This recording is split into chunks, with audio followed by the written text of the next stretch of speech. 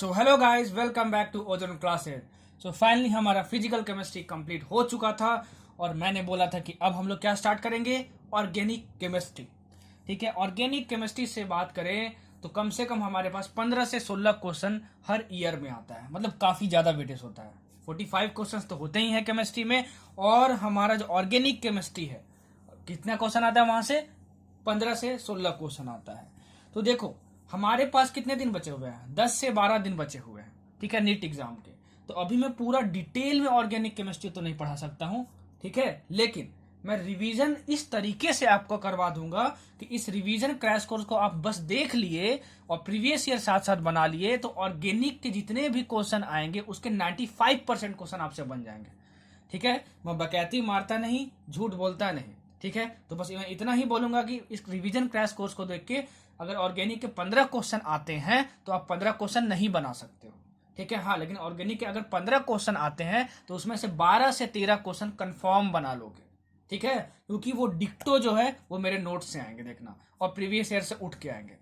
तो revision crash course मैं इस तरीके से करवाने वाला हूं कि अगर ऑर्गेनिक केमिस्ट्री के 15 क्वेश्चन आते हैं तो उसमें कम से कम 12-13 क्वेश्चन आपसे बन जाए। ठीक है, हो सकता है पेपर इजी आ जाए नीट 2019 की तरह, तो 15 का 15 क्वेश्चन आप समझ जाए, क्योंकि नीट 2019 का पेपर मैं देखा हूं बहुत ज्यादा इजी था। ठीक है, मतलब कि 45 क्वेश्चन कितने मार्क्स हुए? 180 मार्क्स हुए केमिस्ट्री में। 180 में से 180 आराम से लाया जा सकता है, केमिस्ट्री में भी और फिजिक्स में भी बहुत इजी था। ठीक है, हाँ, टाइम मैनेजमेंट की बस बात होती है। ठीक है, तो अगर ये मैं रिवीजन क्रैश कोर्स करवा रहा हूं और अगर साथ साथ आप नोट्स बना लिए, जो बोलता हूं जो लिखता हूं दोनों के बेसिस पे, और 2002 से 2019 तक का पेपर सॉल्व कर लिए प्रीवियस ईयर, तो मैं गारंटी देता हूं कि सिर्फ ये रिवीजन क्रैश कोर्स देख के आप 95% क्वेश्चन ऑर्गेनिक का बना सकते हो नीट एग्जाम में। 95% क्वेश्चन, ठीक है, 100% नहीं बोलूंगा क्योंकि हमारा रिवीजन क्रैश कोर्स है। रेगुलर क्लासेस होती ना यार, तो फिजिक्स और केमिस्ट्री को इतना बच्चे की तरह इतना मजा दिला के पढ़ता ना, तो एकदम झमाझम मजा आ जाता। कोई बात नहीं, जब जाग जाओ तभी सवेरा। ठीक है, हम रिवीजन क्रैश कोर्स में ही अच्छा उखाड़ कर दिखा लेंगे। ठीक है, और जो बच्चे पहले से ऑर्गेनिक पढ़े हुए हैं, उनको आता है, वो रिवीजन क्रैश कोर्स भी ये देख सकते हैं, क्योंकि बहुत ही ज़्यादा बेनिफिशियल होने वाला है उनके लिए भी। अच्छा, बहुत सारी चीज़ें होती हैं जो केमिस्ट्री में कोचिंग मटेरियल्स में एक्स्ट्रा दी होती हैं, ठीक है, फालतू दी होती हैं, जो नीट सिलेबस में नहीं है। ठीक है, तो वो चीज़ें मैं यहाँ पे कवर नहीं करूंगा, क्योंकि 10 से 12 दिन है, जो सिलेबस में है उतना ही पढ़ेंगे, जहां से क्वेश्चन आता है उतना ही पढ़ेंगे। और आपको यहाँ पे पीएचडी नहीं करना है ऑर्गेनिक केमिस्ट्री में, आपको क्या करना है, नीट में जो क्वेश्चन आएगा उसको बस सॉल्व कर लेना और सिलेक्शन पाना है और एमबीबीएस कॉलेज में जाना है। ठीक है, तो मैं इस तरीके से करवाऊंगा कि समझ में भी आपको आ जाए, क्वेश्चंस भी बने और कॉन्सेप्ट वाइज भी आप स्ट्रांग होते जाओ। ठीक है, सब कुछ बताऊंगा, सब कुछ बताऊंगा। ठीक है, बहुत बेहतरीन तरीके से। कंटेंट बनाने में बहुत ज्यादा मेहनत लगती है यार। ठीक है, आप लोग डिमांड करते हो कि हर दिन सर 2-2 वीडियो डालो, 3-3 वीडियो डालो, तो यार हर दिन मैं क्या बोलूं, मतलब अपने लिए टाइम ही नहीं मिलता यार मुझे। ठीक है, मैं हर दिन बहुत ज़्यादा मेहनत करता हूँ कंटेंट बनाने पे, रिकॉर्डिंग करने पे, एडिटिंग करने पे, तो बहुत ज़्यादा मेहनत होती है यार, समझा करो। ठीक है, तो पूरी ऑर्गेनिक केमिस्ट्री देखना, पेशेंस के साथ देखना। अगर ऑर्गेनिक केमिस्ट्री में पेशेंस आपके पास नहीं है, पता चला मैं 1 घंटे की लेक्चर है, 20 मिनट देखे, सोच रहे हो अरे सर ये छोड़ दिए वो छोड़ दिए, ठीक है, तो आगे क्या होगा? पूरा लेक्चर देख लो। ठीक है, पूरा लेक्चर देखने के बाद अगर आपको लगता है कि नहीं फायदेमंद ये नहीं होगा तो मत देखना। ठीक है, मैं ये नहीं बोलता हूँ कि देखो ही देखो, ना पसंद है तो डिसलाइक मार देना। ठीक है, लेकिन पक्का पसंद आ, ये रिवीजन क्रैश कोर्स है, 1 हफ्ते के अंदर मैं ऑर्गेनिक केमिस्ट्री कंप्लीट कर दूंगा और विश्वास दिलाता हूं कि 95% क्वेश्चन जो ऑर्गेनिक के आएंगे आपसे बन जाएंगे। अच्छा, इससे पहले मैं आपको बता दूं कि फिजिकल केमिस्ट्री का जो क्रैश कोर्स था वो 11-12 का हर एक चैप्टर में कवर कर चुका हूं, उसको लाइन से देखते देखते यहाँ पे आना ऑर्गेनिक केमिस्ट्री पे। अगर आप उसको नहीं देखे हो तो वहाँ बहुत सारे कॉन्सेप्ट मैं बताया हूँ फिजिकल केमिस्ट्री में भी, जो ऑर्गेनिक केमिस्ट्री में यूज होगा, खासकर मोल कॉन्सेप्ट, इक्विलिब्रियम। ठीक है, ये दोनों, ठीक है, बहुत ज़्यादा यूज होगा। तो अगर आप वो नहीं देखे हो तो उन सारी चीज़ों को मैं यहाँ दोबारा एक्सप्लेन नहीं करूँगा ऑर्गेनिक केमिस्ट्री को। जो बच्चे लगातार देख रहे हैं, जो मेरा रेगुलर क्लास कर रहे हैं, ठीक है, उनको ऑर्गेनिक केमिस्ट्री पूरी अच्छी तरीके से समझ में आएगी। और अगर जो बच्चे बीच बीच में बस मेरा लेक्चर देख रहे हैं और बीच के लेक्चर से स्केप कर दे रहे हैं, तो भाई ऑर्गेनिक केमिस्ट्री आपको पूरी समझ में नहीं आएगी। ठीक है, मैं बकैती नहीं मारता हूँ कि सबको बच्चे समझ में आ जाएगी। ठीक है, अगर आप मेरे गाइडलाइंस फॉलो करते हो ऑनेस्टली तो पक्का समझ में आएगी, अगर नहीं फॉलो करते हो तो अपने आप को धोखा दे रहे हो। ठीक है, एकदम साफ बात, स्ट्रेट फॉरवर्ड बात। अच्छा, जो न्यू कमर्स हैं इस चैनल पे, मैं उनको बता दूं कि इस चैनल पे फिजिक्स क्रैश कोर्स भी कंप्लीट हो चुका है, जो कि मैंने ही करवाया है। क्लास 11th का हर एक चैप्टर, क्लास 12th का हर एक चैप्टर मैंने बहुत बेहतरीन तरीके से कवर किया है। उसको बना लोगे, जो बोला हूँ उसमें नोट्स उसके बेसिस पे बना लोगे और प्रीवियस ईयर सॉल्व कर लोगे तो फिजिक्स भी आपको बहुत अच्छे तरीके से कवर हो जाएगा। उतनी आसान फिजिक्स पूरे यूट्यूब पे आपको कहीं नहीं मिलेगी और ऐसा रिवीजन क्रैश कोर्स भी आपको नहीं मिलेगा। ढूंढ लेना यार, ठीक है। ऑर्गेनिक केमिस्ट्री रिवाइज करना हो तो पूरे यूट्यूब पे, ठीक है। ऑर्गेनिक केमिस्ट्री में बस 10 रिएक्शन लिख देंगे, कुछ समझाएंगे नहीं और 4-5 क्वेश्चन करवा दी, वो भी एकदम टिपिकल हाई फाई बस, और उसके बाद बोल दिए हो गया, तो उनका काम तो खत्म, उनको व्यूज मिल गए। सत्यानाश किसका हुआ? आपका हुआ। तो कुछ चीजें दिमाग से करनी होती है, समझदारी से पढ़ाई करो, ठीक है, रिजल्ट आपको जरूर मिलेगा। खैर स्टार्ट करते हैं। वही पढ़ेंगे जो एग्जाम में पूछता है, जितना एक्सप्लेनेशन की जरूरत है उतना ही बताऊंगा और आपसे क्वेश्चंस बन जाएंगे, ध्यान रखना, ठीक है। जो जो बोलूंगा, जो जो लिखूंगा, दोनों के बेसिस पे नोट्स बनाना, ये नहीं कि बस जो लिख रहा हूं उसके बेसिस पे नोट्स बनाना, ठीक है। मेरे रेगुलर स्टूडेंट हो गए तो आपको पता होगा, जो बोलता हूं जो लिखता हूं दोनों के बेसिस पे नोट्स बनाओ। सो के उठे आराम से, ये नहीं कि एकदम लैपटॉप के सामने बैठ गए, मोबाइल लेके बैठ गए, एकदम हाथ पैर एकदम बिछा के एकदम बेड पे लेटे हुए हैं और फिर देख लें ईयरफोन लगा के, तो वैसे लेक्चर देखोगे तो फिर ये यूजफुल नहीं होगा। अटेंटिव होके फ्रेश होकर बैठो, ईयरफोन लगाओ, ठीक है, और कॉपी पेन हाथ में रखो, साथ साथ नोट्स करते जाओ। जहां समझ में नहीं आए वीडियो पॉज करो, दोबारा रिप्ले करो, दोबारा देखो, तब आगे बढ़ो। ये नहीं कि पूरा देख लिए उसके बाद अरे यार कुछ कुछ चीजें समझ में नहीं आई तो फिर से पूरा देख रहे हैं ना, उससे टाइम वेस्ट होता है। जो चीज समझ में नहीं आया, ठीक है, 10 सेकंड 20 सेकंड बैक करो, दोबारा देखो, उसके बाद आगे बढ़ो, ठीक। चलो स्टार्ट करते हैं हम लोग जीओसी का पार्ट 1, ठीक है। पार्ट वाइज हम लोग पढ़ेंगे, ठीक है, पार्ट वाइज पढ़ेंगे हम लोग जीओसी, 3 पार्ट में पढ़ेंगे हम लोग। ये पार्ट 1 है हमारा, ठीक। चलो पढ़ते हैं। देखो सबसे पहले ऑर्गेनिक कंपाउंड्स जो हैं उनकी डिस्कवरी कहाँ से हुई, ये समझो।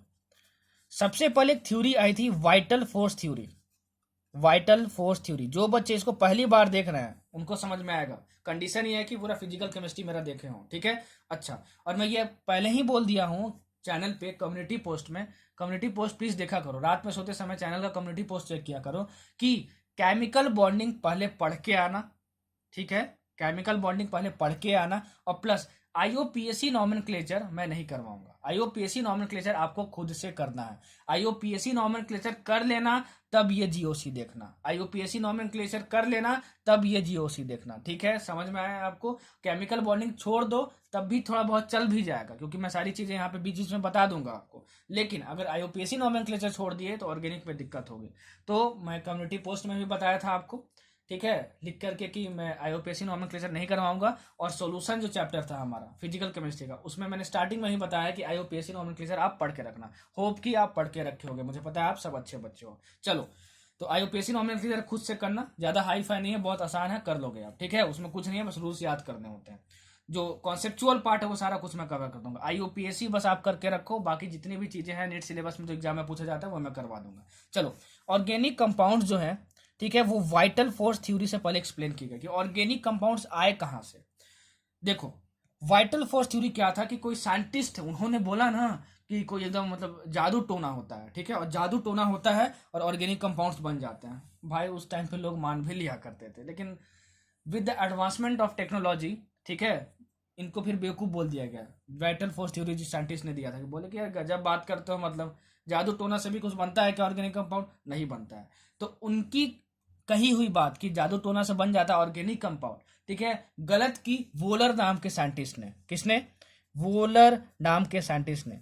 उन्होंने क्या किया कि लेबोरेटरी में एक इनऑर्गेनिक कंपाउंड से NH4CNO से बना दिया क्या, एक ऑर्गेनिक कंपाउंड, जो कि ये था NH2CONH2। ये क्या है? तुम्हारे यूरिया का फॉर्मूला है। क्या है? यूरिया का फॉर्मूला है। और ये तुम्हारा क्या है? इनऑर्गेनिक कंपाउंड है। इनऑर्गेनिक कंपाउंड है। इसका क्या नाम है जरा बताना तो? इसका नाम है अमोनियम साइनेट। याद कर लेना, बहुत सारे एग्जाम में पूछा हुआ है कि वोलर ने first organic compound ammonium cyanate किस इनऑर्गेनिक कंपाउंड से लेकर बनाया था, उसका नाम बताओ क्या होगा। तो इसका फॉर्मूला भी याद होना चाहिए और अमोनियम साइनेट नाम भी याद होना चाहिए, ठीक है। और यूरिया का भी फॉर्मूला पूछा जाता है, फॉर्मूला ऑफ यूरिया इज, ठीक है। तो वोलर ने फर्स्ट ऑर्गेनिक कंपाउंड बनाया जो यूरिया था लेबोरेटरी में, ठीक है, और उसका स्ट्रक्चर ये है यूरिया का। इसका फॉर्मूला भी याद कर लेना। और कहां से बताया, कौन से कंपाउंड से बना है? अमोनियम साइनेट से बना। ये जो रिएक्शन है वो रीअरेंजमेंट रिएक्शन है, इंपॉर्टेंट है, याद कर लो।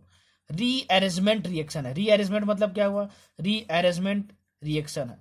रिएक्शन होना चाहिए, रिएक्शन होना चाहिए मतलब रिएक्टेंट्स भी होना चाहिए और प्रोडक्ट्स भी होना चाहिए, है यहाँ पे। रीअरेंजमेंट, अरेंजमेंट मतलब क्या होता है, देखो एक आदमी यहाँ बैठा है, एक आदमी यहाँ बैठा है, एक यहाँ आदमी यहाँ बैठा है, फर्स्ट आदमी यहाँ पे, सेकंड आदमी यहाँ पे, थर्ड आदमी यहाँ पे। रीअरेंजमेंट मतलब दोबारा से अरेंजमेंट कर देना, ठीक है। अब मैं क्या करता हूँ, इसको यहाँ बैठा देता हूँ, इसको यहाँ बैठा देता हूँ और इसको यहाँ बैठा देता हूँ, सेकंड आदमी को यहाँ पे, फर्स्ट आदमी को यहाँ पे और थर्ड आदमी को यहीं पे। तो ये इन तीनों आदमी का ये रीअरेंजमेंट कहलाया, ठीक है। तो आप यहाँ पर देखोगे, ठीक है, यहाँ पे देखोगे आप कि NH2 यहाँ का दो लिए H2 को और यहाँ NH2 लिख दिए, ठीक है। अब यहाँ पे दो H2 बचा हुआ है, ठीक है, दो H2 बचा हुआ है, इस N के साथ वो दो H2 लिख दिए, तो यहाँ फिर NH2 बन गया और ये C बचा हुआ है और O बचा हुआ है, C बचा O बचा हुआ है। मतलब कि यहाँ पे जितने भी एलिमेंट्स हैं, ठीक है, एलिमेंट्स का रीअरेंजमेंट बस हुआ है और यूरिया बन गया, समझे। इसलिए इसको हम लोग बोलते हैं रीअरेंजमेंट रिएक्शन। यहाँ से यही पूछेगा कि बताओ कि यूरिया का फॉर्मूला क्या होता है, और जो वोलर ने बनाया था यूरिया उसका फॉर्मूला क्या होता है और कौन से इनऑर्गेनिक कंपाउंड से बनाया था, तो अमोनियम साइनेट। बहुत इंपॉर्टेंट है, बहुत इंपॉर्टेंट है, नोट कर लेना एकदम झमाझम झमाझम झमाझम।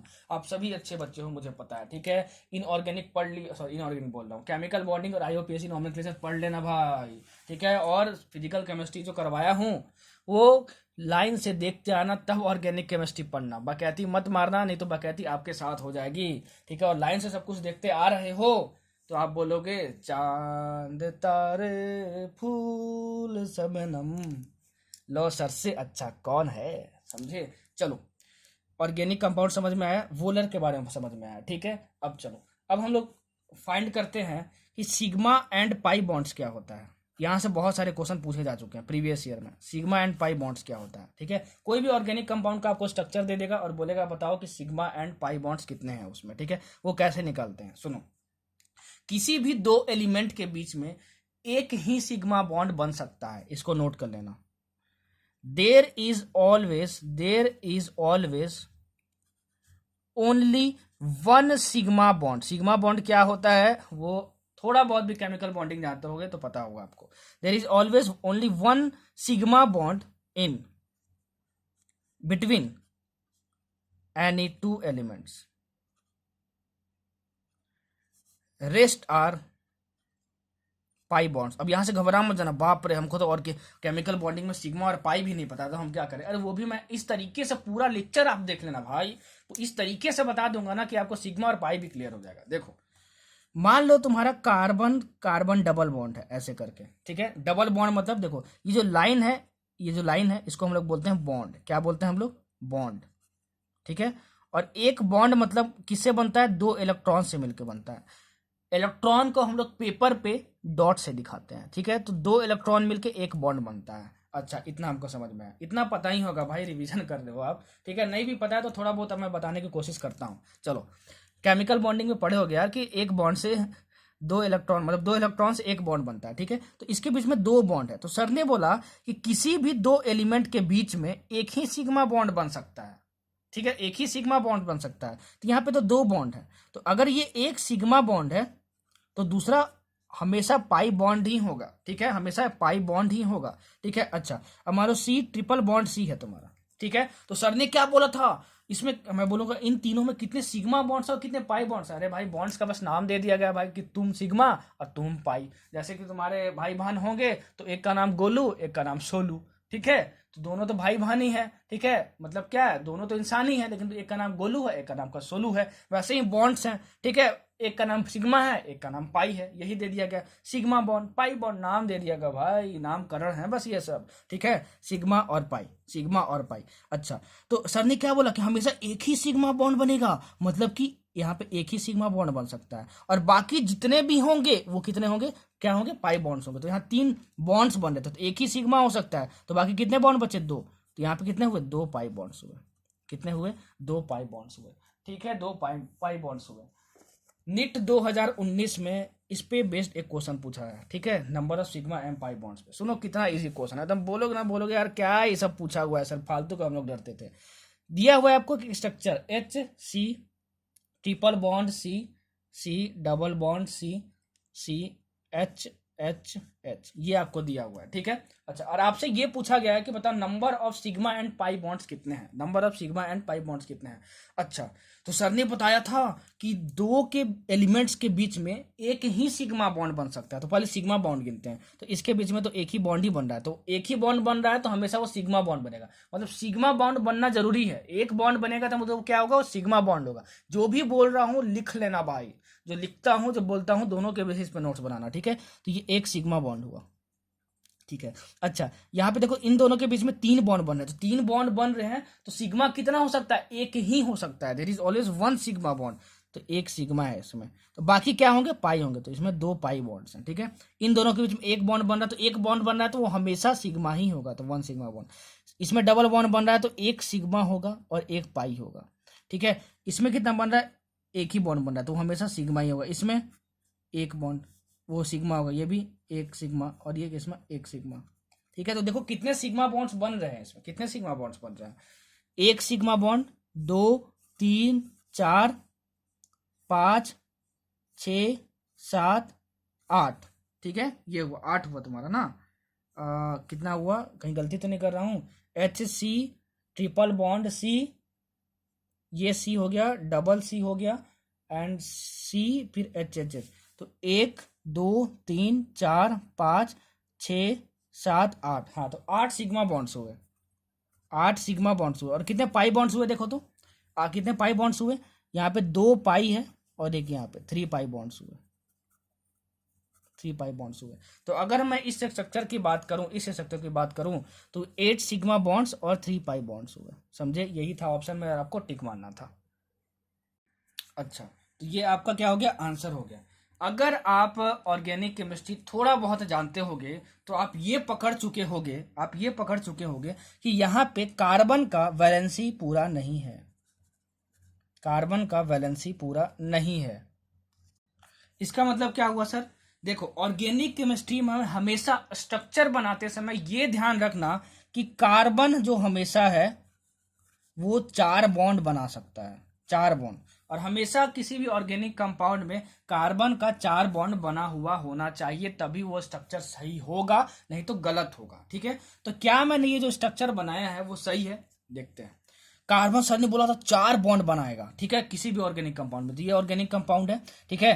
तो ये तुम्हारा क्या होगा, 4 बॉन्ड बन रहा है कि नहीं, कार्बन 1 2 3 4, हाँ बन रहा है, यहाँ पे 1 2 3 4 बन रहा है, हाँ यहाँ पे, ठीक है। यहाँ पे देखो 1 2 3, ठीक है, 3 बना। चौथा बॉन्ड कैसे बनेगा, तो चौथा बॉन्ड बनाने के लिए आप खुद से एज्यूम क्या कर सकते हो, हाइड्रोजन, क्या, हाइड्रोजन। सिर्फ हाइड्रोजन ही एक ऐसा एलिमेंट है जो आप कार्बन के साथ खुद से जोड़ सकते हो, उसके 4 बॉन्ड बनाने वाली प्रॉपर्टी को सेटिस्फाई करने के लिए। नोट कर लेना, नोट कर लेना, झमाझम, समझे। तो यहाँ पे क्या कर दो, यहाँ पे क्या कर दो, एक हाइड्रोजन जोड़ दो, ठीक है, एक हाइड्रोजन जोड़ दो। यहाँ पे देखो 1 2 3 और यहाँ पे 4, ठीक है। यहाँ पे भी पूरा करने के लिए एक हाइड्रोजन जोड़ना पड़ेगा। तो देखोगे पहले 8 सिग्मा थे तो एक सिग्मा और बढ़ गया और एक सिग्मा और बढ़ गया, ठीक है। मतलब कितना हो गया, 10 सिग्मा बॉन्ड्स हो गए, ठीक है। अब यहाँ पे देखो 1 2 3 4 कार्बन, तो कार्बन का जो है वो 4 बॉन्ड किसी भी ऑर्गेनिक कंपाउंड में होना चाहिए, एक बार क्रॉस चेक कर लेना। तो आंसर क्या होगा, 10 sigma bonds and 3 pi bonds. ये निट 2019 का क्वेश्चन है, निट 2019 का क्वेश्चन है भाई, निट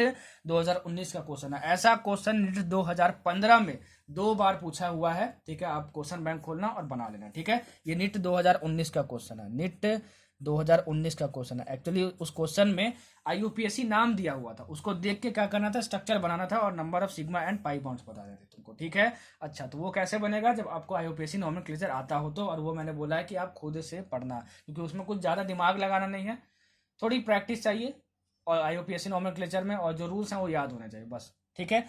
तो जितने भी कॉन्सेप्चुअल पार्ट है मैं करवाऊंगा, आईयूपीएससी पढ़ लेना, उसके बाद ही इसको देखना, ठीक है।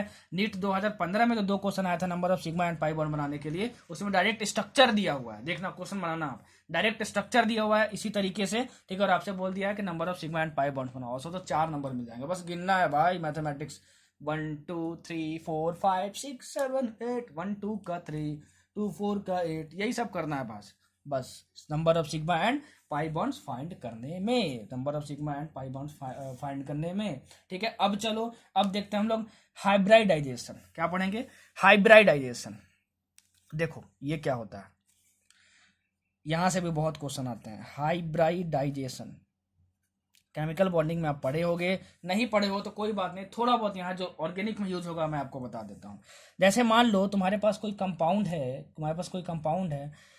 कौन सा कंपाउंड ले लूँ, चलो H2C double bond O। Sir ने बताया था कोई भी ऑर्गेनिक कंपाउंड पहले बनाओगे तो कार्बन का देख लेना 4 बॉन्ड है कि नहीं, तो देखो यहाँ कार्बन का 4 बॉन्ड है, ये C डबल बॉन्ड O और ये 2 H2 जोड़ा है, ये ऐसे।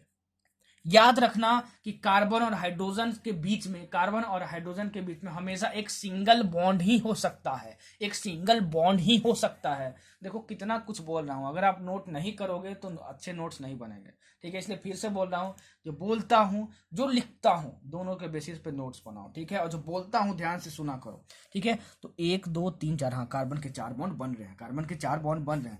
अगर क्वेश्चन आता है ऑर्गेनिक कंपाउंड में हाइब्रिडाइजेशन फाइंड करने को, तो हमेशा यही आएगा कि बताओ कार्बन का हाइब्रिडाइजेशन कितना है। तो मैं एक टेक्निक बताता हूं आपको, ठीक है, सॉल्व करने का एक टेक्निक बताता हूं, सुनो।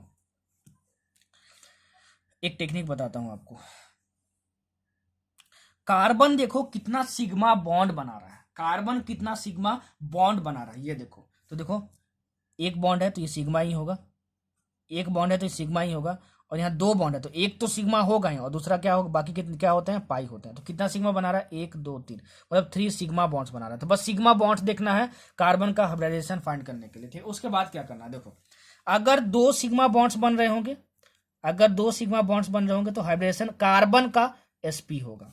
अगर 3 सिग्मा बॉन्ड्स बन रहे होंगे तो क्या होगा, sp2 होगा। किसका हाइब्रिडेशन, कार्बन का। अगर मान लो sp3 हाइब्रिडेशन होना हो कार्बन का, तो कितने बॉन्ड बना रहा होगा वो, 4 सिग्मा बॉन्ड्स बना रहा हो। बस सिग्मा बॉन्ड्स को ही कैलकुलेट करना है, ये टेक्निक बता रहा हूँ आपको, ठीक है। अच्छा, तो यहाँ पे कितना बॉन्ड बन रहा है, 3 सिग्मा बॉन्ड्स बन रहा है। तो 3 सिग्मा बॉन्ड्स बनता है तो हाइब्रिडेशन क्या होता है, कार्बन का sp2 होता है। तो यहाँ कार्बन का हाइब्रिडेशन क्या है, sp2 है। और अगर थोड़ा बहुत केमिकल बॉन्डिंग जानते होगे, अगर sp2 हाइब्रिडाइजेशन होता है तो वो कार्बन कैसा होता है, ट्राइगोनल प्लेनर होता है, याद कर लो, ट्राइगोनल प्लेनर होता है। ट्राइगोनल प्लेनर मतलब एक ऐसा जो होता है, ऐसा स्ट्रक्चर जो कि सेम प्लेन में हो, सेम स्ट्रक्चर में हो। ऐसा क्वेश्चन पूछा जाता है, अभी मैं क्वेश्चन करवाऊंगा, ठीक है ना, जो सेम प्लेन में हो। याद रखना कि अगर कार्बन का हाइब्रिडाइजेशन, ठीक है, अगर sp हुआ या sp2 हुआ, ठीक है, तो वो प्लानर मॉलिक्यूल होगा, सेम प्लेन में क्या होगा, प्लानर मॉलिक्यूल होगा। इस पे 3 से 4 बार क्वेश्चन पूछ चुका है नेट में।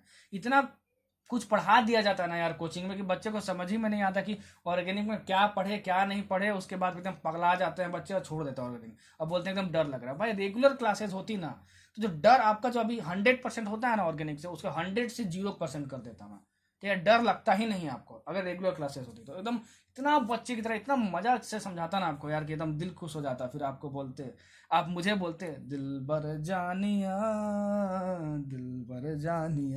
चलो, कार्बन का अगर sp और sp2 हाइब्रिडाइजेशन होगा तो वो प्लेनर मॉलिक्यूल होगा, मतलब कि वो सेम प्लेन में लाई करेगा, मतलब इसी प्लेन में होगा। अगर कभी भी कार्बन का हाइब्रिडाइजेशन किसी भी मॉलिक्यूल में sp3 आ जाता है तो वो जो मॉलिक्यूल होगा वो क्या होगा, वो जो कंपाउंड होगा वो क्या होगा, वो नॉन प्लानर होगा, सेम प्लेन में नहीं होगा, नॉन प्लानर होगा। बहुत इंपॉर्टेंट है, एक क्वेश्चन मैं लेके बताऊंगा जो प्रीवियस ईयर में आया हुआ है। बाकी जो 2-3 क्वेश्चन आए हुए हैं आप खुद से ढूंढना और फाइंड करना, ठीक है ना, क्या होगा, कैसे बनेगा वो, ठीक है। नीट 2015 और 15 या 16 में भी पूछा हुआ है कि which of the following molecule is planar, ठीक है। 4 कंपाउंड दिया, बहुत भयानक। तो उसमें आपको बस क्या करना है, कार्बन का हाइब्रिडाइजेशन देखना। कार्बन का हाइब्रिडाइजेशन जिसमें sp3 आ जाएगा वो नॉन प्लेनर होगा। क्या होगा, नॉन प्लेनर होगा, ठीक है। एक एग्जांपल मैं इस पर लेके आपको बताता हूँ। तो आपको हाइब्रिडाइजेशन निकालने आ गया, ठीक है, और प्लेनर और नॉन प्लेनर मॉलिक्यूल देखने आ गया। अच्छा, अगर sp हाइब्रिडाइजेशन होता है कार्बन का तो वो मॉलिक्यूल लीनियर होगा। अगर sp2 होता है तो वो मॉलिक्यूल मतलब वो कंपाउंड क्या होगा, ट्राइगोनल प्लेनर होगा। अगर sp3 हुआ तो वो क्या होगा, टेट्राहेड्रल होगा। क्या होगा, टेट्राहेड्रल से बस इतना ही आपको याद रखना है टेट्राहेड्रल से बस आपको इतना ही याद रखना है कि नॉन प्लेनर हो जाएगा वो मॉलिक्यूल या फिर वो कंपाउंड। समझ में आया आपको। अच्छा देखो, अगर CH4 की बात करें दैट इज मीथेन, ठीक है। तो इस देखो CH4 का स्ट्रक्चर बनेगा तो कैसे होगा, इसका 4 बॉन्ड बनना चाहिए और कार्बन और हाइड्रोजन के बीच में एक सिंगल बॉन्ड ही हो सकता है। तो ये H और ये H और ये H और ये H, सब कुछ IUPAC का पार्ट है, लेकिन फिर भी मैं जितना जरूरत है उतना कोशिश करता हूँ कि बता दूँ। रिवीजन क्रैश कोर्स में इतना कोई नहीं समझाएगा, फिर से बोल रहा हूँ। प्लीज़ भाई, इस वीडियो का एक दिन में टारगेट है 15,000 व्यूज़, ठीक है, और 2,000 लाइक्स। वीडियो को देखे, अगर समझ में आया तो प्लीज़ लाइक कर देना, ना समझ में आया हो तो कोई बात नहीं, मत लाइक करना, लेकिन प्लीज़ अगर समझ में आया वीडियो देखे तो लाइक कर देना यार, ठीक है। एक दिन में 15,000 व्यूज़ का मैं टारगेट कर रहा हूँ भाई, पूरा कर देना, ठीक है। चलो, तो ये CH4 मीथेन बन गया हमारा। तो 1 sigma bond, 2 sigma bond, 3 sigma bond, 4 sigma bond, क्योंकि एक सिग्मा अगर एक बॉन्ड बन रहा है दो एलिमेंट के बीच में तो हमेशा वो क्या होगा, सिग्मा बॉन्ड ही होगा। समझ में आया आपको? तो 1 सिग्मा 1 सिग्मा 1 सिग्मा 1 सिग्मा, मतलब कितना हुआ, 4 सिग्मा बॉन्ड्स बन गए। तो 4 सिग्मा बॉन्ड्स बन गए, मतलब कार्बन का हाइब्रिडेशन कितना होगा, कार्बन का ही हाइब्रिडेशन की बात कर रहे हैं ये सिग्मा बॉन्ड से देखने के लिए, ठीक है। अच्छा, तो कितना होगा, ये sp3 होगा। और जैसे ही sp3 हाइब्रिडेशन हुआ तो ये मॉलिक्यूल कैसा हो जाएगा, टेट्राहेड्रल हो जाएगा। टेट्राहेड्रल हो जाएगा मतलब नॉन प्लेनर, मतलब CH4 जो है वो नॉन प्लेनर है। क्या है, नॉन प्लेनर है, मतलब कि कार्बन हाइड्रोजन सब इसी पेपर में नहीं बनाया जा सकते हैं। स्ट्रक्चर इसका देखोगे तो हाइड्रोजन कुछ ऐसे आएगा, ये हाइड्रोजन ऐसे आएगा, कार्बन यहाँ पर आएगा, समझे, ये मतलब होता है, ठीक है। मतलब ये मीथेन कैसा होता है, टेट्राहेड्रल होता है। मीथेन कैसा होता है, टेट्राहेड्रल होता है, याद कर लेना, ठीक है। कैसे होता है मैंने बता दिया। और केमिकल बॉन्डिंग में पढ़े होंगे कि अगर टेट्राहेड्रल स्ट्रक्चर होता है तो दो एलिमेंट्स के बीच में कितना एंगल होता है, मुझे जहां तक याद आ रहा है 109 पॉइंट कुछ होता है, ठीक है ना। तो उसको भी आप याद कर लेना, उसको भी आप याद कर लेना। जो जो इंपॉर्टेंट है सब कुछ मैंने बता दिया, ठीक है। जो जो बोला हूँ, जो जो लिखा हूँ, दोनों के बेसिस पे नोट्स बना लेना। चलो, इस कॉन्सेप्ट पे जो प्रीवियस ईयर में क्वेश्चन आया हुआ है मैं आपको बता देता हूँ कि क्या क्वेश्चन आपसे पूछा हुआ था, ठीक। चलो,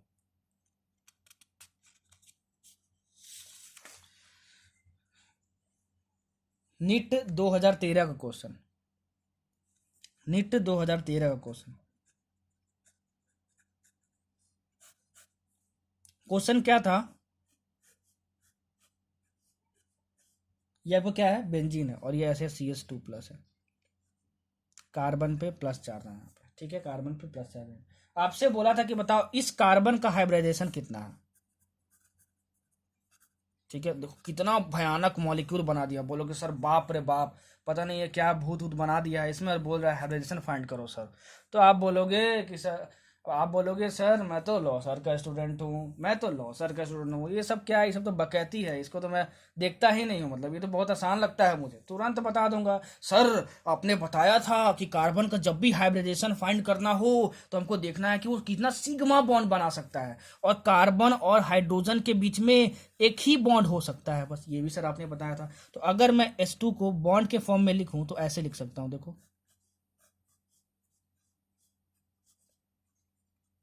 और ये प्लस चार्ज, कितना सिग्मा बॉन्ड बन रहा है, एक बॉन्ड, ये इन दोनों के बीच में एक बॉन्ड है, एक दोनों के बीच में एक बॉन्ड है, तो क्या होगा, हमेशा सिग्मा बॉन्ड होगा। इसके बीच में सिग्मा बॉन्ड, इसके बीच में सिग्मा बॉन्ड, कैसे सिग्मा बॉन्ड निकालते, कैसे पाई बॉन्ड बता दिया। तो कितना सिग्मा बॉन्ड बना, 3 सिग्मा बॉन्ड्स बना, और जब 3 सिग्मा बॉन्ड्स बनते हैं तो कार्बन का हाइब्रिडेशन कितना होता है, sp2 होता है। तो कार्बन का जो हाइब्रिडेशन है वो क्या होगा, sp2 होगा, जो ऑप्शन में था आपको टिक मारना था। सोचो कितना आसान है भाई, एकदम आसान है, बच्चे को बस अप्लाई करने नहीं आता है, ठीक है, इसीलिए बच्चों को दिक्कत आती है, ठीक है। अच्छा, अब बहुत बच्चे इस स्ट्रक्चर का मतलब नहीं समझते हैं, ठीक है, मैं वो भी आपको समझा देता हूँ। सब कुछ IUPAC का पार्ट है, फिर भी जहाँ जितना जरूरत है सब कुछ क्लियरेंस आपको दूंगा, ठीक है ना। IUPAC पढ़े हो तो बहुत अच्छी बात है, पढ़ना भी चाहिए आपको, क्योंकि एक ही चीज तो आपको दिया हूँ IUPAC पढ़ने को, बाकी सब कुछ मैं कवर करूंगा, ठीक है ना। अच्छा देखो, इसका मतलब क्या होता है, अगर मान लो 3 लाइन ऐसे बना हुआ है, 3 लाइन बना हुआ, बोला जाए कि बताओ ये स्ट्रक्चर कैसा है, ठीक है ना, मतलब ये कार्बन हाइड्रोजन इसमें दिखाओ। तो सुनना मेरी बात, ऐसे फॉर्मूले को हम लोग बॉन्ड लाइन स्ट्रक्चर बोलते हैं। क्या बोलते हैं, बॉन्ड लाइन स्ट्रक्चर बोलते हैं। जो लाइन खींचा होता है ना, इसका मतलब बॉन्ड होता है, बॉन्ड होता है। और अगर 2 लाइन इंटरसेक्ट कर रही हैं तो जो इंटरसेक्शन पॉइंट होता है वो किसको डिनोट करता है, कार्बन को डिनोट करता है।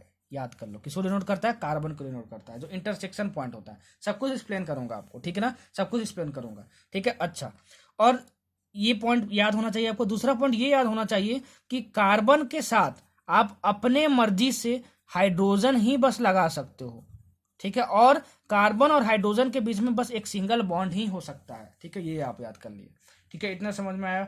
अगर और कार्बन का किसी भी ऑर्गेनिक कंपाउंड में 4 बॉन्ड होना ही चाहिए, ठीक है ना। अगर नहीं है तो होने के लिए आप अपने मर्जी से हाइड्रोजन ही ऐड कर सकते हो बस, ठीक है। अब देखो, अब आपको समझ में आएगा, सिर्फ ये तीनों पॉइंट आपको याद रखना है, ठीक। अगर ये 3 मैं लाइन खींचा हूं तो 3 लाइन क्या डिनोट कर रही हैं, 3 लाइन क्या डिनोट कर रही हैं, तो 3 लाइन डिनोट कर रही हैं बॉन्ड्स को, इतना हमको समझ में आएगा, ठीक है। अगर मान लो जैसे यही तुम्हारा स्ट्रक्चर है, ये तुम्हारा बेंजीन होता है, ठीक है। मैं बोलूं कि बताओ इसमें कार्बन कहाँ है, हाइड्रोजन कहाँ है, ठीक है। मैं पूछ रहा हूं आपसे कि बताओ कि कार्बन कहाँ है, हाइड्रोजन कहाँ है, ठीक है। चलो, 2 लाइन कहीं जहां भी इंटरसेक्ट करेंगे, ये क्या है, लाइन क्या होती है, बॉन्ड्स होती हैं, बॉन्ड एंड स्ट्रक्चर में वो क्या होगा, कार्बन होगा। तो देखो ये लाइन और ये लाइन यहाँ पे इंटरसेक्ट कर रही है, तो ये तुम्हारा कार्बन होगा, ठीक है। ये और ये यहाँ पे इंटरसेक्ट करिए, ये कार्बन, ये और ये यहाँ पे इंटरसेक्ट करिए, ये कार्बन, ये और ये यहाँ पे इंटरसेक्ट करिए, कार्बन, ये और ये यहाँ पे इंटरसेक्ट करिए, कार्बन, ये और ये यहाँ पे इंटरसेक्ट करिए, कार्बन। ये हमको समझ में आएगा। अच्छा, अब ये हमको देखना है कि क्या कार्बन का बॉन्ड बन रहा है, क्या बोलते हैं, 4 बॉन्ड बन रहा है कि नहीं बन रहा है। तो आप देखोगे इसकी अगर हम बात करें तो लाइन किसको डिनोट करता है, लाइंस डिनोट करते हैं बॉन्ड्स को, ठीक है, याद रखना बॉन्ड्स को। तो इसके साथ कितना लाइन है, 1 लाइन है, 2 लाइन है, 3 लाइन है, तो 3 ही बॉन्ड बन रहे हैं, ठीक है। आपको क्या करना है, किसी भी ऑर्गेनिक कंपाउंड में कार्बन का 4 बॉन्ड होना चाहिए, कितना होना चाहिए, कार्बन का 4 बॉन्ड होना चाहिए। इसका मतलब कि आप अपने से क्या जोड़ सकते हो, हाइड्रोजन, तो इसमें 1 हाइड्रोजन आप जोड़ सकते हो ऐसे करके, तो यहाँ पे 1 हाइड्रोजन जुड़ा हुआ है। वैसे इसका देखो 1 2 3, ठीक है, तो 4 बॉन्ड बनना चाहिए, तो अपने से क्या जोड़ सकते हो, हाइड्रोजन जोड़ सकते हो। 1 2 3 चौथा ये, 1 2 3 चौथा ये, 1 2 3 चौथा ये, ठीक है। तो अगर आप इसका मॉलिक्यूलर फॉर्मूला लिखोगे तो कितने हाइड्रोजन है, 1 2 3, ये 1 2 3 4 5 6, और कितने कार्बन है, 1 2 3 4 5 6, मतलब C6H6 बेंजीन का फॉर्मूला होता है, जो कि आपको पता भी हो। तो इस तरीके से हम लोग क्या देखते हैं, बॉन्ड लाइन स्ट्रक्चर, और उसको निकालते हैं कि कैसा बनेगा, ठीक है। तो इसको बहुत इंपॉर्टेंट है, आपको ये कार्बन और हाइड्रोजन लगाने आना चाहिए, और इस लाइंस का मतलब पता होना चाहिए, ठीक है। इसका मतलब क्या हुआ कि देखो ये कार्बन और ये कार्बन के इसमें एक ये 2 लाइन है, 2 लाइन मतलब कि ये लाइन किसको डिनोट करता है, बॉन्ड को। तो इन दोनों कार्बन के इसमें क्या है, 2 बॉन्ड है, क्या है, 2 बॉन्ड है, ठीक है। समझ में आया आपको, समझ में आया आपको, समझ में आया आपको। ये बहुत इंपॉर्टेंट है, समझ लेना भाई, जो भी बोल रहा हूँ, जो भी लिख रहा हूँ, मेरे लेक्चर से कुछ भी स्केप करने की कोशिश की और हीरो बनने की कोशिश की है, तो फिर उसके बाद फिर घाटा तो आपका ही होगा। चलो एक क्वेश्चन और देखो, जो नीट 2011 में पूछा हुआ, ठीक है। पहले जो 4 ऑप्शन है आप उसको बना लो, CH3 CH double bond CH3। Question bank आप भी खोल के रखना भाई, ये नहीं कि बस यही क्वेश्चन देख रहा है, क्वेश्चन बैंक खोल कर देखना कि नीट 2011 में एग्जैक्ट क्वेश्चन क्या पूछा हुआ था, ठीक है ना। चलो, ऑप्शन ए ये हुआ, ऑप्शन बी तुम्हारा हुआ CH3 C triple bond CH3 C, ठीक है। ये हुआ CH2 double bond CH2 C triple bond CH। D option था तुम्हारे पास CH3 CH2 आपसे क्वेश्चन में क्या पूछा हुआ था, सुनो। क्वेश्चन में ये पूछा हुआ था कि considering the hybridisation of carbon which of the following molecule is linear, ठीक है। इसमें से लीनियर कौन सा है, कार्बन का हाइब्रिडाइजेशन देखते हुए, ठीक है ना, कार्बन का हाइब्रिडाइजेशन देखते हुए। तो कभी भी ऐसा क्वेश्चन आता है कि कार्बन का हाइब्रिडाइजेशन देखना है और बताना है कौन सा मॉलिक्यूल लीनियर है, तो सर ने क्या बताया था कि कार्बन का हाइब्रिडाइजेशन कब, जब sp होता है कार्बन का हाइब्रिडाइजेशन, ठीक है, तब जो होता है हमारा लीनियर शेप आता है। क्या आता है, लीनियर शेप आता है, पिछले साइड में मैंने बताया। तो हमको देखना है कार्बन का हाइब्रिडाइजेशन, और कौन से कार्बन का हाइब्रिडाइजेशन देखना है, सेंट्रल एटम का देखना है, सब कुछ लिख लेना, किसका, सेंट्रल एटम का देखना है, सेंट्रल कार्बन का देखना है, सेंट्रल कार्बन का देखना है। सर ने बताया था कि कार्बन का अगर हाइब्रिडाइजेशन sp होगा तो मॉलिक्यूल कैसा होगा, वो लीनियर होगा। और कौन से कार्बन का देखना है, सेंट्रल कार्बन का देखना है, किसका देखना है, सेंट्रल कार्बन का देखना है। तो इसमें हम लोग देखते हैं, तो पूछा था कि बताओ कौन सा मॉलिक्यूल इसमें से लीनियर है, तो इसमें से कौन सा है सेंटर पे, या तो ये है या तो ये है कार्बन। तो इसका हाइब्रिडाइजेशन देखते हैं, कैसे देखेंगे इसका hybridisation, number of sigma bond find करके। तो एक ये बॉन्ड बना रहा है, एक सिग्मा ये बना रहा है, दूसरा तो पाई होगा, और एक हाइड्रोजन के साथ बना रहा है, इसी हाइड्रोजन को मैं यहाँ लिख रहा हूँ। तो एक सिग्मा एक सिग्मा एक सिग्मा, तो ये तुम्हारा कौन सा हाइब्रिडेशन हुआ, 3 सिग्मा, मतलब ये हुआ तुम्हारा sp2। क्या हो गया तुम्हारा, sp2 हो गया। तो ये ऑप्शन तो होगा ही नहीं, sp2 में क्या हो जाता है, ट्राइगोनल प्लेनर हो जाता है। इसमें देखते हैं सेंट्रल कार्बन, ये सेंट्रल हो सकता है, ये सेंट्रल हो सकता है, ठीक है। तो इसमें देखते हैं कितना सिग्मा बन रहा है, 1 2 सिग्मा बन रहा है। ये एक सिग्मा बनता है 2 एलिमेंट के बीच में, बाकी तो पाई होते हैं। ये इसमें कितना है, 2 पाई है, तो पाई को काउंट नहीं करना है हाइब्रिडेशन फाइंड करते समय। तो 1 सिग्मा और 1 सिग्मा मतलब कितना हुआ, 2 सिग्मा, तो 2 सिग्मा बना मतलब कितना हुआ, sp हुआ, कितना हुआ, sp हाइब्रिडेशन हुआ कार्बन का, सर ने बताया था। ठीक है, इसमें देखो 1 और 2, 2 सिग्मा बन रहा है, बाकी तो ये दोनों पाई होंगे। ठीक है, तो ये क्या हुआ तुम्हारा 2 सिग्मा हो गया, 2 सिग्मा हो गया। ठीक है, और इसका 4 बॉन्ड ऑलरेडी पूरा है, 1 2 3 4, 1 2 3 4। ठीक है, मतलब ये भी sp हुआ, मतलब कि ये लीनियर होगा, तो ये ऑप्शन तो सही हो जाएगा आपका। ठीक है, बाकी देखते हैं। ठीक है, बाकी देखते हैं आपको, बाकी देखोगे तो इसमें सेंट्रल कौन सा है, ये है सेंट्रल एटम। देखो इधर 2 कार्बन, इधर 2 कार्बन, तो ये आपका सेंट्रल हो गया, बीच वाला हो गया सेंट्रल कार्बन। तो इसका आप रेडिएशन देखो, इस S2 को आप ऐसे लिख सकते हो, ऐसे लिख सकते हो, क्योंकि कार्बन और हाइड्रोजन के बीच में हमेशा एक ही बॉन्ड बनाना है, सर ने बताया है। ठीक है, 1 2 3 4, मतलब कितना बन रहा है, 4 सिग्मा बॉन्ड है, मतलब sp3 हाइब्रिडेशन, टेट्राहेड्रल हो गया। तो वो क्या होता है, टेट्राहेड्रल, तो लीनियर तो होगा नहीं, तो ये भी ऑप्शन गलत। वैसे ही इसमें सेंट्रल एटम ये हो सकता है या ये हो सकता है, इसको आप देखोगे तो 1 सिग्मा, 2 सिग्मा और 2 हाइड्रोजन के साथ, मतलब ये भी sp3 होगा, ये भी sp3 होगा, ये तो ये क्या हो गया, ये टेट्राहेड्रल हो गया। ठीक है, मतलब कौन सा ऑप्शन सही होगा, ये सही होगा। तो भाई घबराना मत, पता नहीं क्या क्या लिखा हुआ था, क्वेश्चन बैंक खोल के पढ़ना आप। Considering the hybridisation of carbon which of the following molecule is linear. बहुत सारे बच्चे क्या दिमाग लगाते हैं, अरे बाप रे बाप, चारों तो लीनियर ही दिख रहे हैं। लीनियर मतलब क्या होता है, स्टेट, स्टेट ही दिख रहा है। तो भाई स्टेट दिखने से नहीं पता चलता है, हाइब्रिडाइजेशन फाइंड करने से मिलता है। किसका देखना है, सेंट्रल कार्बन का देखना है। ठीक है, जो पिछले स्लाइड में बताया था, अगर sp होगा तो क्या होगा, कार्बन का हाइब्रिडेशन तो लिनियर होगा, sp2 होगा तो ट्राइगोनल प्लेनर, और sp3 होगा तो टेट्राहेड्रल होगा। कभी कभी ये भी क्वेश्चन पूछता है कि which of the following molecules is non planar. तो नॉन प्लेनर देखने के लिए क्या करेंगे, कोई भी कार्बन पूरे मॉलिक्यूल में, कोई भी कार्बन पूरे मॉलिक्यूल में अगर sp3 हाइब्रिडाइज्ड हुआ, ठीक है, तो वो नॉन प्लेनर होगा। नीट 2015 16 या 17 में किसी ईयर में आया हुआ है ये क्वेश्चन, आप ढूंढो और उसको बनाओ। उसमें क्या करना है, हाइब्रिडाइजेशन देखना है, किसी भी कार्बन का अगर हाइब्रिडेशन sp3 आया तो क्या होगा, नॉन प्लेनर होगा। क्या होगा, नॉन प्लेनर होगा। समझ में आया आपको। चलो, तो ये क्वेश्चन हमारा हो गया। अब हम लोग देखते हैं इलेक्ट्रोफाइल एंड न्यूक्लियोफाइल क्या होता है। इलेक्ट्रोफाइल और न्यूक्लियोफाइल पढ़ाने से पहले वो मैं क्या करता हूँ, उसको मैं इस लेक्चर के लास्ट में कर देता हूँ। मैं बताता हूँ 1 डिग्री कार्बन, 2 डिग्री कार्बन और 3 डिग्री कार्बन क्या होता है। ये सब तो एक्चुअली मैं हेलो अल्केन्स में भी बता सकता था, लेकिन अभी ये बता देता हूँ। ठीक है, 1 डिग्री कार्बन क्या होता है, 2 डिग्री कार्बन क्या होता है, और 3 डिग्री कार्बन क्या होता है, नोट कर लो। 1 डिग्री कार्बन, बाप रे बाप, 1 डिग्री कार्बन कुछ नहीं होता है भाई, एकदम पूरा डराया हुआ है ऑर्गेनिक केमिस्ट्री में। आपको अच्छे टीचर नहीं मिले, नहीं तो ऑर्गेनिक बहुत ईजी है भाई। मैं तो जेई एडवांस की प्रिपरेशन किया था, जेई एडवांस क्वालिफाई भी किया था। सोचो उसमें ऑर्गेनिक केमिस्ट्री कितनी डेप्थ में पढ़नी होती है। ठीक है, तो वो मेरा ऑर्गेनिक केमिस्ट्री फेवरेट सब्जेक्ट हुआ करता था। ठीक है, इनऑर्गेनिक में हमेशा मुझे इंटरेस्ट नहीं रहा है। ठीक है, इसलिए मैं इनऑर्गेनिक पढ़ाता भी नहीं हूँ। इनऑर्गेनिक पढ़ाने के लिए मुझे पढ़ना भी पड़ेगा, लेकिन ऑर्गेनिक केमिस्ट्री और फिजिकल केमिस्ट्री बोल दो तो ये हमेशा फेवरेट रहा है यार मेरा। ठीक है, केमिस्ट्री की बात करें तो अभी तक मुझे याद है। ठीक है ना, पूरी ऑर्गेनिक केमिस्ट्री और पूरी फिजिकल केमिस्ट्री। और फिजिक्स तो भाई क्या बोलो, फिजिक्स तो मेरे लिए अल्टीमेट है। फिजिक्स तो मेरे लिए हलवा है, मतलब लगता है क्या है फिजिक्स, पूरा नेचर है यार। फिजिक्स बहुत ज़्यादा ईजी है, बस आपको टीचर अच्छे नहीं मिले हैं। कोई बात नहीं, अब मैं मिला हूँ तो आपको जरूर सिखाऊंगा। थोड़ी बहुत तारीफ खुद से भी कर देनी चाहिए, अपनी भी किया करो। ठीक है ना, इससे क्या होता है, थोड़ा बहुत मोटिवेशन मिलता है खुद को। चलो, 1 डिग्री कार्बन क्या होता है, 2 डिग्री कार्बन क्या होता है, 3 डिग्री कार्बन क्या होता है, 4 डिग्री कार्बन क्या होता है। 1 डिग्री कार्बन को हम लोग बोलते हैं प्राइमरी कार्बन।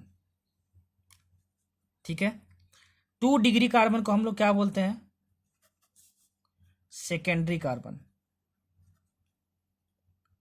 3 डिग्री कार्बन को हम लोग क्या बोलते हैं, 3 डिग्री कार्बन को हम लोग क्या बोलते हैं, टर्शियरी कार्बन। 4 डिग्री को हम लोग क्या बोलते हैं, क्वाटरनरी कार्बन। क्वाटरनरी कार्बन होता क्या है वो समझो। कभी भी क्वेश्चन में अगर लिखा हो कि अ टर्शियरी कार्बन एटम, आगे जाके यूज होगा तो उसका मतलब क्या समझेंगे कि टर्शियरी कार्बन क्या होता है। ठीक है, इसका यूज वहां पे आएगा, लिखा रहेगा क्वेश्चन में टर्शियरी कार्बन एटम। ठीक है, तो टर्शियरी कार्बन का मतलब क्या होता है, देखो अगर कोई भी कार्बन सिर्फ एक कार्बन से जुड़ा हुआ है तो वो क्या कहलाएगा, टर्शियरी, सॉरी, प्राइमरी कार्बन कहलाएगा, दैट इज 1 डिग्री वाला कहलाएगा। मतलब एक कार्बन से जुड़ा हुआ है ना, तो एक वो क्या कहलाएगा, 1 डिग्री कार्बन। अगर 2 कार्बन से जुड़ा हुआ है तो 2 डिग्री कार्बन, उसको दूसरा नाम क्या है, सेकेंडरी कार्बन। अगर 3 कार्बन से जुड़ा हुआ है तो उसको टर्शियरी कार्बन, और 4 कार्बन से जुड़ा है तो क्वाटरनरी कार्बन। बोलेंगे सर इतना आसान है, मतलब बस जुड़ा हुआ है उसी को बोलते हैं 1 डिग्री, 2 डिग्री, 3 डिग्री। मैं बोलूंगा हाँ। देखो एक एग्जाम्पल लेके आपको सिखाता हूँ, ठीक है ना, एक एग्जाम्पल लेके आपको अच्छे से सिखाता हूँ। देखो एक स्ट्रक्चर बना रहा हूँ, CH3 C, CH3 CH3 CH2 CH3 और यहाँ पे क्या कर लो, हाँ यहाँ पे CH3 बना लो, ठीक है। अच्छा, आपको बताना है कि ये जो कार्बन है वो कौन सा कार्बन है, सेकेंडरी कार्बन है कि प्राइमरी कार्बन है कि टर्शियरी कार्बन है। ऐसा क्वेश्चन पूछा जाता है बहुत सारे एग्जाम में। बोलोगे सेकेंडरी कार्बन मतलब क्या, 2 डिग्री कार्बन। टर्शियरी कार्बन मतलब क्या, 3 डिग्री कार्बन। 3 डिग्री कार्बन का मतलब क्या होता है, 3 कार्बन से जुड़ा होना चाहिए, 2 से 2 कार्बन से, 1 से 1 कार्बन से, ठीक है, समझ में आया। अच्छा, ये कार्बन मैं बोल रहा हूँ कि बताओ कौन सा कार्बन है, 1 डिग्री है, 2 डिग्री है, 3 डिग्री है। तो ये कार्बन जो है देखो, एक कार्बन से जुड़ा हुआ है और ये दूसरे कार्बन से जुड़ा हुआ है, ठीक है, दूसरे कार्बन से जुड़ा हुआ है। ये मत बोलना कि ये हाइड्रोजन से जुड़ा हुआ है, ये दोनों जो हाइड्रोजन है वो ऐसे है, ऐसे है ये, ठीक है, मतलब इस पार्ट को मैं निकाल दूं बाहर, तो ये इस तरीके से देखो, CH और C में बॉन्ड है, ऐसे है, ठीक है ना, ये ऐसे है, ये वाला स्ट्रक्चर। तो ये कार्बन 2 कार्बन से जुड़ा है, इससे और इससे जुड़ा है, तो 2 कार्बन से जुड़ते हैं तो उसको क्या बोलते हैं, 2 डिग्री कार्बन बोलते हैं। तो ये तुम्हारा कौन सा कार्बन हुआ, 2 डिग्री कार्बन हुआ, मतलब कि सेकेंडरी कार्बन हुआ। ऑप्शन में होगा, टिक मार देना, ठीक है। अच्छा, अब इसकी अगर हम लोग बात करें तो ये कार्बन देखो सिर्फ एक ही कार्बन से जुड़ा हुआ है, देखो एक इस बॉन्ड से, ठीक है, मतलब ये कितना है, वो 1 डिग्री कार्बन हुआ, एक ही कार्बन से जुड़ा है। अगर मैं बात करूं इस कार्बन की बात करूं, ठीक है, तो देखो ये कार्बन इस बॉन्ड से इस कार्बन से भी जुड़ा हुआ है, इस बॉन्ड से इस कार्बन से भी जुड़ा हुआ है, इस बॉन्ड से इस कार्बन से भी जुड़ा हुआ है। तो 1 2 3 कार्बन से ये कार्बन जुड़ा हुआ है, ठीक है, तो इसको हम लोग बोलेंगे थर्ड डिग्री कार्बन। क्या बोलेंगे, थर्ड डिग्री कार्बन बोलेंगे, ठीक है, थर्ड डिग्री कार्बन बोलेंगे। अच्छा, मतलब कि टर्शियरी कार्बन बोलेंगे, क्या बोलेंगे, टर्शियरी कार्बन बोलेंगे। समझ में आया आपको। अच्छा, 4 डिग्री किसको बोलेंगे, 4 डिग्री यहाँ पे कौन सा दिख रहा है मेरे को, हाँ ये दिख रहा है, ये कार्बन एक इससे बॉन्ड बना के जुड़ा हुआ है, इससे जुड़ा हुआ है, इससे जुड़ा हुआ है और एक इससे जुड़ा हुआ है, मतलब कि 4 कार्बन एटम से जुड़ा हुआ है ये वाला कार्बन। तो ये 4 degree carbon, that is quaternary carbon. तो ये याद रखना, आगे जाके हेलो अल्केन्स में आपका यूज आएगा इसका, ठीक है ना, जब आप alkyl halides and aryl halides पढ़ोगे आप, ठीक है ना, तब जाके आपको इसका यूज होगा। समझ में आया, 1 डिग्री क्या होता है, 2 डिग्री होता है और 3 डिग्री क्या होता है, समझ में आ गया आपको। चलो अब पढ़ते हैं हम लोग इलेक्ट्रोफाइल्स क्या होते हैं और न्यूक्लियोफाइल्स क्या होते हैं।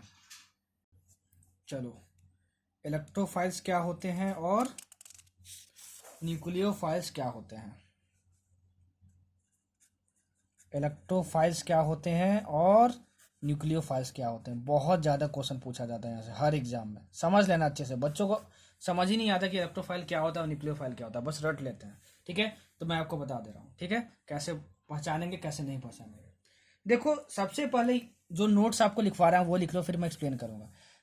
इलेक्ट्रोफाइल्स जो होते हैं वो पॉजिटिव भी हो सकते हैं, मतलब पॉजिटिव इलेक्ट्रोफाइल्स भी होते हैं, मतलब जिसपे पॉजिटिव चार्ज हो, ठीक है। जरूरी नहीं कि सभी पॉजिटिव जो चार्ज वाले मॉलिक्यूल्स होंगे जो तुम्हारे पास होंगे, आयंस होंगे, वो क्या होंगे, इलेक्ट्रोफाइल होंगे। सबको एक्सप्लेन करूंगा। या तो पॉजिटिव हो सकते हैं या फिर न्यूट्रल हो सकते हैं, ठीक है।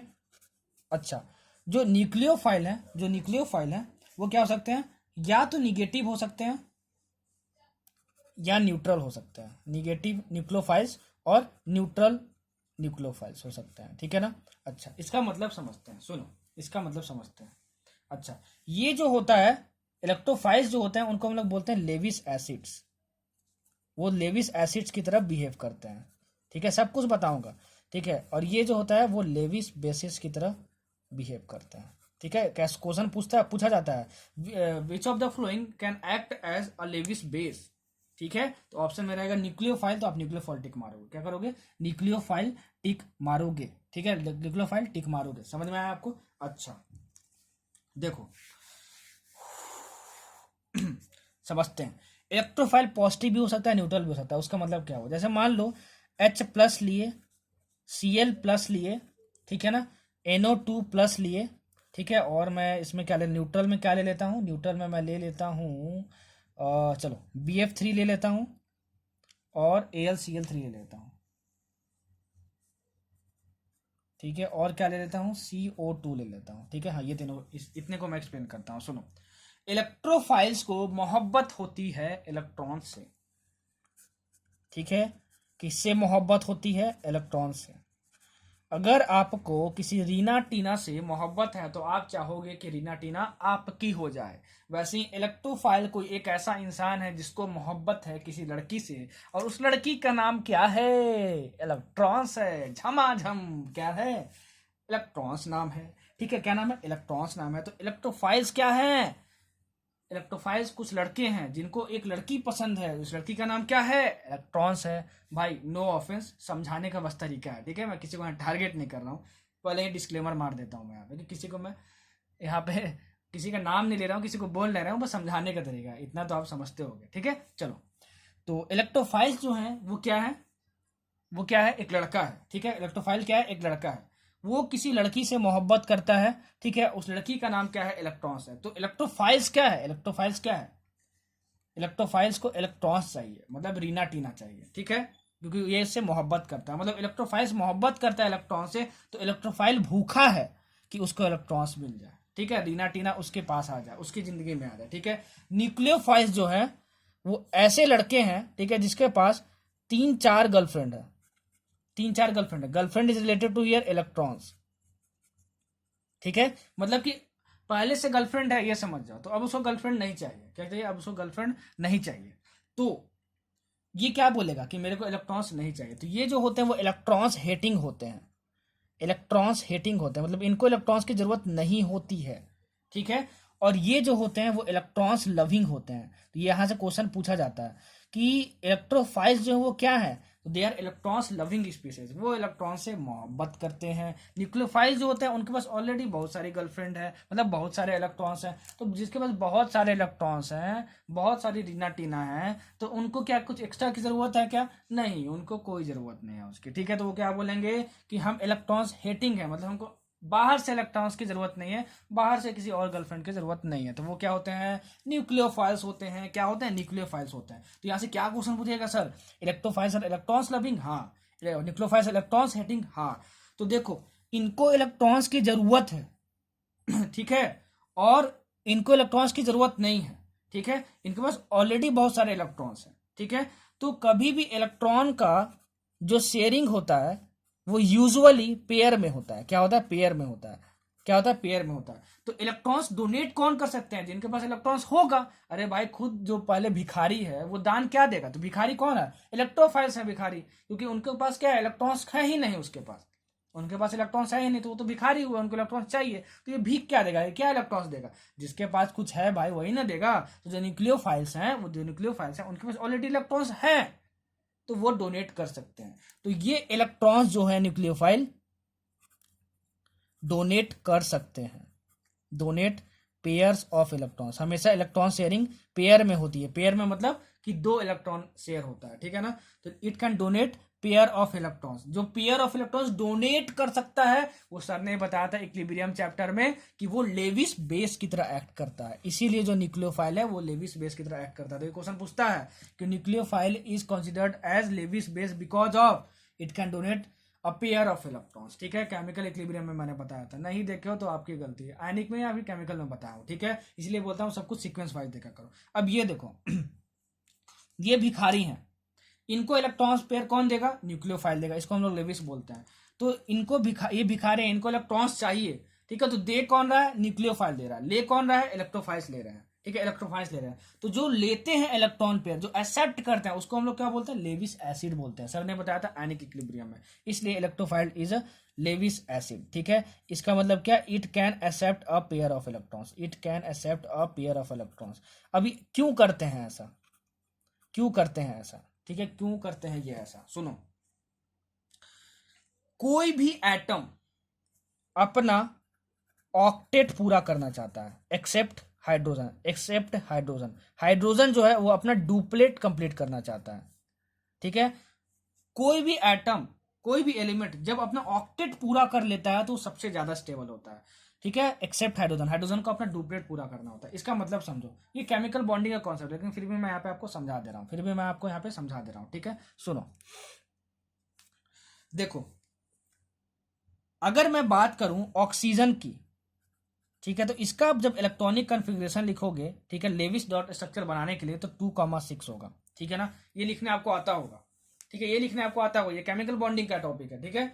लेविस डॉट स्ट्रक्चर लिख रहा हूं मैं ऑक्सीजन का, मैं फिर से बता दे रहा हूं आपको, फिर से बता दे रहा हूँ, लेविस डॉट स्ट्रक्चर लिख रहा हूँ, वो केमिकल बॉन्डिंग का पार्ट है, इतना तो आपको आता ही होगा, Levi's dot structure 9th class में लिखना सिखाया जाता है, ठीक। अच्छा, ऑक्सीजन 2,6 होगा, तो इसके आउटर मोशन में कितने इलेक्ट्रॉन्स हैं, 6 हैं। अगर ये भी नहीं लिख सकते तो ये लिखो 1s 2s 2p, तो ये 2 2 4 और ये 6, ये 4 होगा ना। ऑक्सीजन का एटॉमिक नंबर कितना होता है? 8 होता है। तो 2 2 4 और 4 8, हाँ ये हो गया तुम्हारा। तो आउटर सेल में कितने इलेक्ट्रॉन्स हैं वो देखो। तो आउटर सेल मतलब क्या, देखो यहाँ पे फर्स्ट सेल है और सेकंड सेल है, यहाँ पे सेकंड सेल, मतलब ये तुम्हारा आउटर मोस्ट सेल हुआ। सब कुछ सिखाया हूँ भाई, सब कुछ सिखाया एटॉमिक स्ट्रक्चर में, सब कुछ देखे होगे तभी ऑर्गेनिक देखना, नहीं तो अगर फिजिकल छोड़ दियो डायरेक्ट ऑर्गेनिक देख रहे हो तो आपको सारी चीजें समझ में नहीं आएंगे, देन सॉरी। ठीक, चलो पूरा फिजिकल केमिस्ट्री देखते आ रहे हो तब ऑर्गेनिक देख रहे हो तभी आपको समझ में आएगा। और आईयूपीएससी पढ़ लेना खुद से, आईयूपीएससी खुद से पढ़ लेना, ठीक है। तो जो भी देखो कितने इलेक्ट्रॉन्स आउटर मोस्ट सेल में है, सेकंड सेल में कितने हैं, आउटर मोस्ट यही हुआ 2 4 6 6। जो आउटर मोस्ट सेल में इलेक्ट्रॉन्स होते हैं उसको हम लोग वैलेंसी इलेक्ट्रॉन्स बोलते हैं, ठीक है, वैलेंसी इलेक्ट्रॉन्स बोलते हैं। और अगर मैं ऑक्सीजन मॉलिक्यूल लिखूं, ठीक है, तो इलेक्ट्रॉन्स को हम लोग डॉट से डिनोट करते हैं, वही होता है लेविस डॉट स्ट्रक्चर। तो इस वैलेंसी इलेक्ट्रॉन्स को हम लोग यहाँ पे डिनोट करते हैं। तो 1 2 3 4 5 6 वैलेंसी इलेक्ट्रॉन्स कितने अच्छे हैं, 1 2 3 4 5 6, यहाँ पे लिख दिए। अब कोई भी जो एलिमेंट है वो अपने ऑक्टेट पूरा करना चाहता है। ऑक्टेट मतलब होता है 8 इलेक्ट्रॉन्स होना, 8 इलेक्ट्रॉन्स होना, 8 इलेक्ट्रॉन्स होना, समझ गए। मतलब ये चाहता है कि इसको कहीं से 2 इलेक्ट्रॉन और मिल जाए और इसके पास टोटल कितना हो जाए, 1 2 3 4 5 6 7 8 हो जाए और ये स्टेबल हो जाए। अगर ऑक्टेट किसी भी एलिमेंट का पूरा हो गया तो वो मोस्ट स्टेबल होता है, याद कर लो, नोट कर लो, ठीक है, नोट कर लो, नोट कर लो, नोट कर लो, ठीक है। तो कोई भी एलिमेंट चाहता है कि वो मोस्ट स्टेबल हो जाए। अरे भाई आप भी तो चाहते हो ना कि एमबीबीएस क्वालिफाई कर लो, ठीक है, तो ये भी चाहता है, कोई भी एलिमेंट चाहता है कि हम भी एमबीबीएस क्वालिफाई कर ले, मतलब कि हम भी बहुत स्टेबल हो जाए। आप भी एमबीबीएस क्वालिफाई कर लोगे तो गवर्नमेंट कॉलेज में चल गए तो भाई जिंदगी तो फिर सेट ही है, डॉक्टर तो बन ही जाओगे, तो आप बहुत स्टेबल फॉर्म में आ जाओगे। वैसे ही कोई भी एलिमेंट चाहता है कि अपना ऑक्टेट पूरा कर ले और सबसे ज्यादा स्टेबल फॉर्म में आ जाए, ठीक है, एक्सेप्ट हाइड्रोजन। हाइड्रोजन के पास एटॉमिक नंबर 1 होता है, ठीक है, 1 होता है, 1s1 इसका इलेक्ट्रॉनिक कॉन्फ़िगरेशन होता है। आउटर मोस्ट सेल में 1 मतलब कि 1 इलेक्ट्रॉन्स होते हैं, तो 1 यहाँ पे हम लिख दिए, ठीक है। तो ये चाहता है कि इसको 1 इलेक्ट्रॉन और मिल जाए, ठीक है, मतलब 2 इलेक्ट्रॉन हो जाए और 2 इलेक्ट्रॉन को हम लोग बोलते हैं डुप्लेट, तब ये ज्यादा स्टेबल हो जाता है। बाकी जितने भी तुम्हारे हैं वो क्या ऑक्टेट पूरा करना चाहते हैं, ठीक है। अब समझो, आपको ज्यादा समझ में आएगा। अब H+ है यहाँ पे, क्या तुम्हारे पास H+ है, ठीक है। H+ कब बनेगा, जब हाइड्रोजन का एटॉमिक नंबर 1 है, एटॉमिक नंबर 1 है, और जब ये न्यूट्रल है, तो जब ये न्यूट्रल होगा, ठीक है, जब ये न्यूट्रल होगा इसका मतलब क्या हुआ, number of electrons is equal to number of protons. Okay, सबको सब कुछ बताया हूँ एटॉमिक स्ट्रक्चर में, लाइन से पूरा फिजिकल केमिस्ट्री देख के आना तब ऑर्गेनिक देखना, ठीक है। पूरा फिजिकल केमिस्ट्री देख लेना लाइन से, उसके बाद फिर आईयूपीएससी पढ़ना, आईयूपीएससी पढ़ने के बाद फिर यहाँ पे आना ऑर्गेनिक, तभी सब कुछ समझ में आएगा, ठीक है। अगर फिजिकल केमिस्ट्री आप नहीं देखे हो तो भाई गलती आपकी है। चलो, तो number of protons number of protons हो गया। यहाँ पे प्लस चार्ज कब आएगा, ये तो पहले न्यूट्रल है, इसका एटॉमिक नंबर 1 था, प्लस चार्ज कब आएगा, ठीक है। अगर मान लो कि 2 निगेटिव चार्ज है नंबर ऑफ इलेक्ट्रॉन्स और 2 पॉजिटिव चार्ज है, ठीक है। पॉजिटिव क्या होते हैं, प्रोटॉन्स होते हैं, इलेक्ट्रॉन्स क्या होते हैं, निगेटिव होते हैं, सब कुछ नोट कर लेना, ठीक है ना, निगेटिव होते हैं। तो अगर मैं बोलूं कि 1 इलेक्ट्रॉन को हटा दिए तो नेट चार्ज कितना बचेगा, देखो +2 -1 मतलब कितना हुआ, +1 बचा, ठीक है। तो हाइड्रोजन के पास प्लस चार्ज कब आएगा, प्लस चार्ज कब आएगा, जब प्लस चार्ज डोमिनेट कर जाए, मतलब कि प्लस चार्ज ज्यादा हो जाए, मतलब नंबर ऑफ प्रोटॉन्स ज्यादा हो जाए। मतलब कब होगा ये, न्यूट्रल एटम के दोनों तो इक्वल थे, मतलब कि 1 इलेक्ट्रॉन निकाल लो, 1 इलेक्ट्रॉन निकाल लो। तो इसका एटॉमिक नंबर कितना था, 1 था, इसके पास कितने इलेक्ट्रॉन्स थे, 1 थे, उस इलेक्ट्रॉन को भी आप निकाल लिए। तो इलेक्ट्रॉन निकालते हैं तो क्या आता है, पॉजिटिव चार्ज आता है। इलेक्ट्रॉन जब बाहर से देते हैं तो क्या आता है, निगेटिव चार्ज आता है। सब कुछ नोट कर लेना। तो इलेक्ट्रॉन को निकाले, ठीक है, 1 इलेक्ट्रॉन को निकाल लिए, ठीक है। तो अब नंबर ऑफ प्रोटॉन्स जितने थे उतने ही रह गए, ठीक है। यहाँ समझाया ना, 2 इलेक्ट्रॉन 2 प्रोटॉन, मतलब 2 negative charge 2 positive charge, neutral हो गया हाइड्रोजन एटम। अगर मान लो निकाल लिए 1 निगेटिव चार्ज यहाँ से, तो प्लस चार्ज डोमिनेट करने गया तो प्लस चार्ज तो यहाँ पे आ गया, ठीक है ना। तो वैसे 1 इलेक्ट्रॉन यहाँ से निकाल लेंगे तब पॉजिटिव चार्ज आ जाएगा, ठीक है ना। तो यहाँ पे H+ आ गया। तो हाइड्रोजन अपने आप को स्टेबल बनाने के लिए डुप्लेट करना चाहता था, मतलब 2 इलेक्ट्रॉन करना चाहता था। 1 इलेक्ट्रॉन आप निकाल लिए, तो अब ये क्या चाहता है कि इसको 2 इलेक्ट्रॉन मिल जाए, क्योंकि 1 इलेक्ट्रॉन था वो निकाल लिए, तो अब तो इसके पास एक भी इलेक्ट्रॉन नहीं बचे ना, इसके पास तो अब एक भी इलेक्ट्रॉन नहीं बचे, इसके पास तो एक भी इलेक्ट्रॉन नहीं बचे। तो अब ये क्या चाहता है कि बस 2 इलेक्ट्रॉन कहीं ना कहीं से आ जाए। 2 इलेक्ट्रॉन को क्या बोलते हैं, पेयर ऑफ इलेक्ट्रॉन्स, पेयर मतलब जोड़ा होता है, तो इसके पास आ जाए। तो इसको चाहिए 2 इलेक्ट्रॉन, ठीक है, अपना डुप्लेट पूरा करने के लिए, ताकि वो स्टेबल हो जाए। तो जिसको चाहिए होता है इलेक्ट्रॉन्स लविंग, वो क्या होते हैं, जो इलेक्ट्रॉन से मोहब्बत करते हैं वो होते हैं इलेक्ट्रोफाइल्स। तो ये हुआ आपका इलेक्ट्रोफाइल। ऐसा एक्सप्लेनेशन रिवीजन क्रैश कोर्स में कोई नहीं देगा भाई, ठीक है। वैसे ही Cl+ का आप देख लेना, मैं NO2+ का एक्सप्लेन करता हूँ आपको। देखो NO2+ का नाम है नाइट्रोनियम आयन। क्या है? Nitronium ion. क्या है? Nitronium ion. NO2 का स्ट्रक्चर जो है वो ऐसे बनता है, देखो स्ट्रक्चर जो है वो प्रैक्टिस करने से ही आपका क्या होगा, यूज होगा, ठीक है ना। क्या बोल रहा हूँ, प्रैक्टिस करने से ही आपको समझ में आएगा और आपको याद हो जाएगा, ठीक है। चलो उसकी चिंता मत करना कि सर स्ट्रक्चर क्या होगा, जैसे मैंने ये स्ट्रक्चर अभी बताया तो ये स्ट्रक्चर अभी याद कर लो, ठीक है ना, कि NO2+ का ऐसा स्ट्रक्चर होता है। तो देखोगे आप कि नाइट्रोजन का ऑक्टेट तो पूरा है सर, क्योंकि ये 2 इलेक्ट्रॉन्स हैं, ये भी 2 इलेक्ट्रॉन्स, एक बॉन्ड मतलब 2 इलेक्ट्रॉन्स होते हैं, ये भी 2 इलेक्ट्रॉन्स हैं और ये भी 2 इलेक्ट्रॉन्स हैं, ठीक है। तो देखो 2 2 4 2 6 2 8 नाइट्रोजन का ऑक्टेट पूरा है। तो सर ये ऑक्टेट पूरा है तब भी इलेक्ट्रोफाइल कैसे हुआ?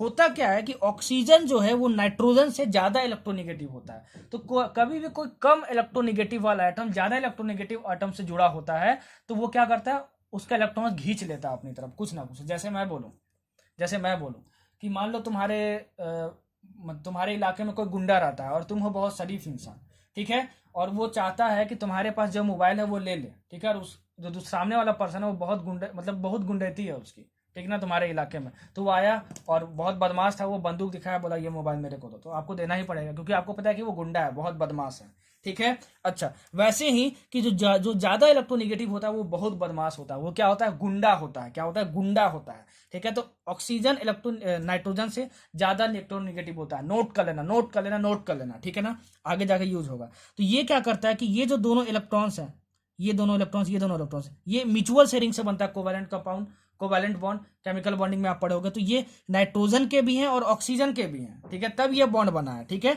अच्छा, लेकिन ऑक्सीजन इससे ज्यादा इलेक्ट्रोनेगेटिव है तो इन इलेक्ट्रॉन्स को अपनी तरफ ज्यादा खींच के रखता है, क्योंकि ये बदमाश है, ये गुंडा है, ज्यादा इलेक्ट्रोनेगेटिव है, ठीक है। तो होता क्या है कि नाइट्रोजन के पास थोड़ी डिफिशियंसी हो जाती है किसकी, इलेक्ट्रॉन्स की। वो बोलता है कि मेरे पास ऑक्टेट तो पूरा है लेकिन मेरे बगल में गुंडा है, ज्यादा इलेक्ट्रोनेगेटिव एटम है, तो वो मेरे जो इलेक्ट्रॉन्स है वो अपनी तरफ ज्यादा खींच के रखा है, तो मुझे अभी भी इलेक्ट्रॉन्स की जरूरत है। मतलब ये इलेक्ट्रॉन लविंग है नाइट्रोजन, यहाँ पे उनको इलेक्ट्रॉन चाहिए, so it behave as electrophile. समझ में आया? तो देखो पॉजिटिव इलेक्ट्रोफाइल्स मतलब देखो ये पॉजिटिव चार्ज हुआ। अब ये जरूरी नहीं है कि जितने भी पॉजिटिव चार्जेस वाले सब इलेक्ट्रोफाइल की तरह बिहेव ही करें। जैसे H3O+, ठीक है, ये तुम्हारा इलेक्ट्रोफाइल नहीं है, नॉट अ इलेक्ट्रोफाइल, नोट कर लेना, बहुत इंपॉर्टेंट है ये तुम्हारा इलेक्ट्रोफाइल नहीं है। कैसे नहीं है इलेक्ट्रोफाइल? देखो ये H3O+ है तुम्हारा, ठीक है, H3O+ है तुम्हारा, तो ये तुम्हारा कैसा स्ट्रक्चर बनता है तुम पढ़े होगे, कहाँ पढ़े होगे, हाइड्रोजन चैप्टर में पढ़े होगे। हाँ, इसका स्ट्रक्चर ऐसे बनता है H3O+,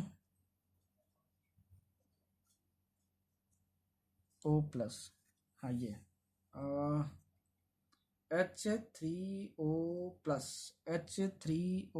हाँ ऐसे बनता है, ठीक है, ऐसे बनता है यहाँ पे। अब देखो हाइड्रोजन का डुप्लेट पूरा है क्या? हाँ पूरा है, यहाँ पे 2 इलेक्ट्रॉन्स हैं, तो ये दोनों इलेक्ट्रॉन्स इसके भी होते हैं और इसके भी होते हैं। सर ने बताया था कोवैलेंट बॉन्ड ऐसे बनता है, नहीं जानते हो तो जान लो।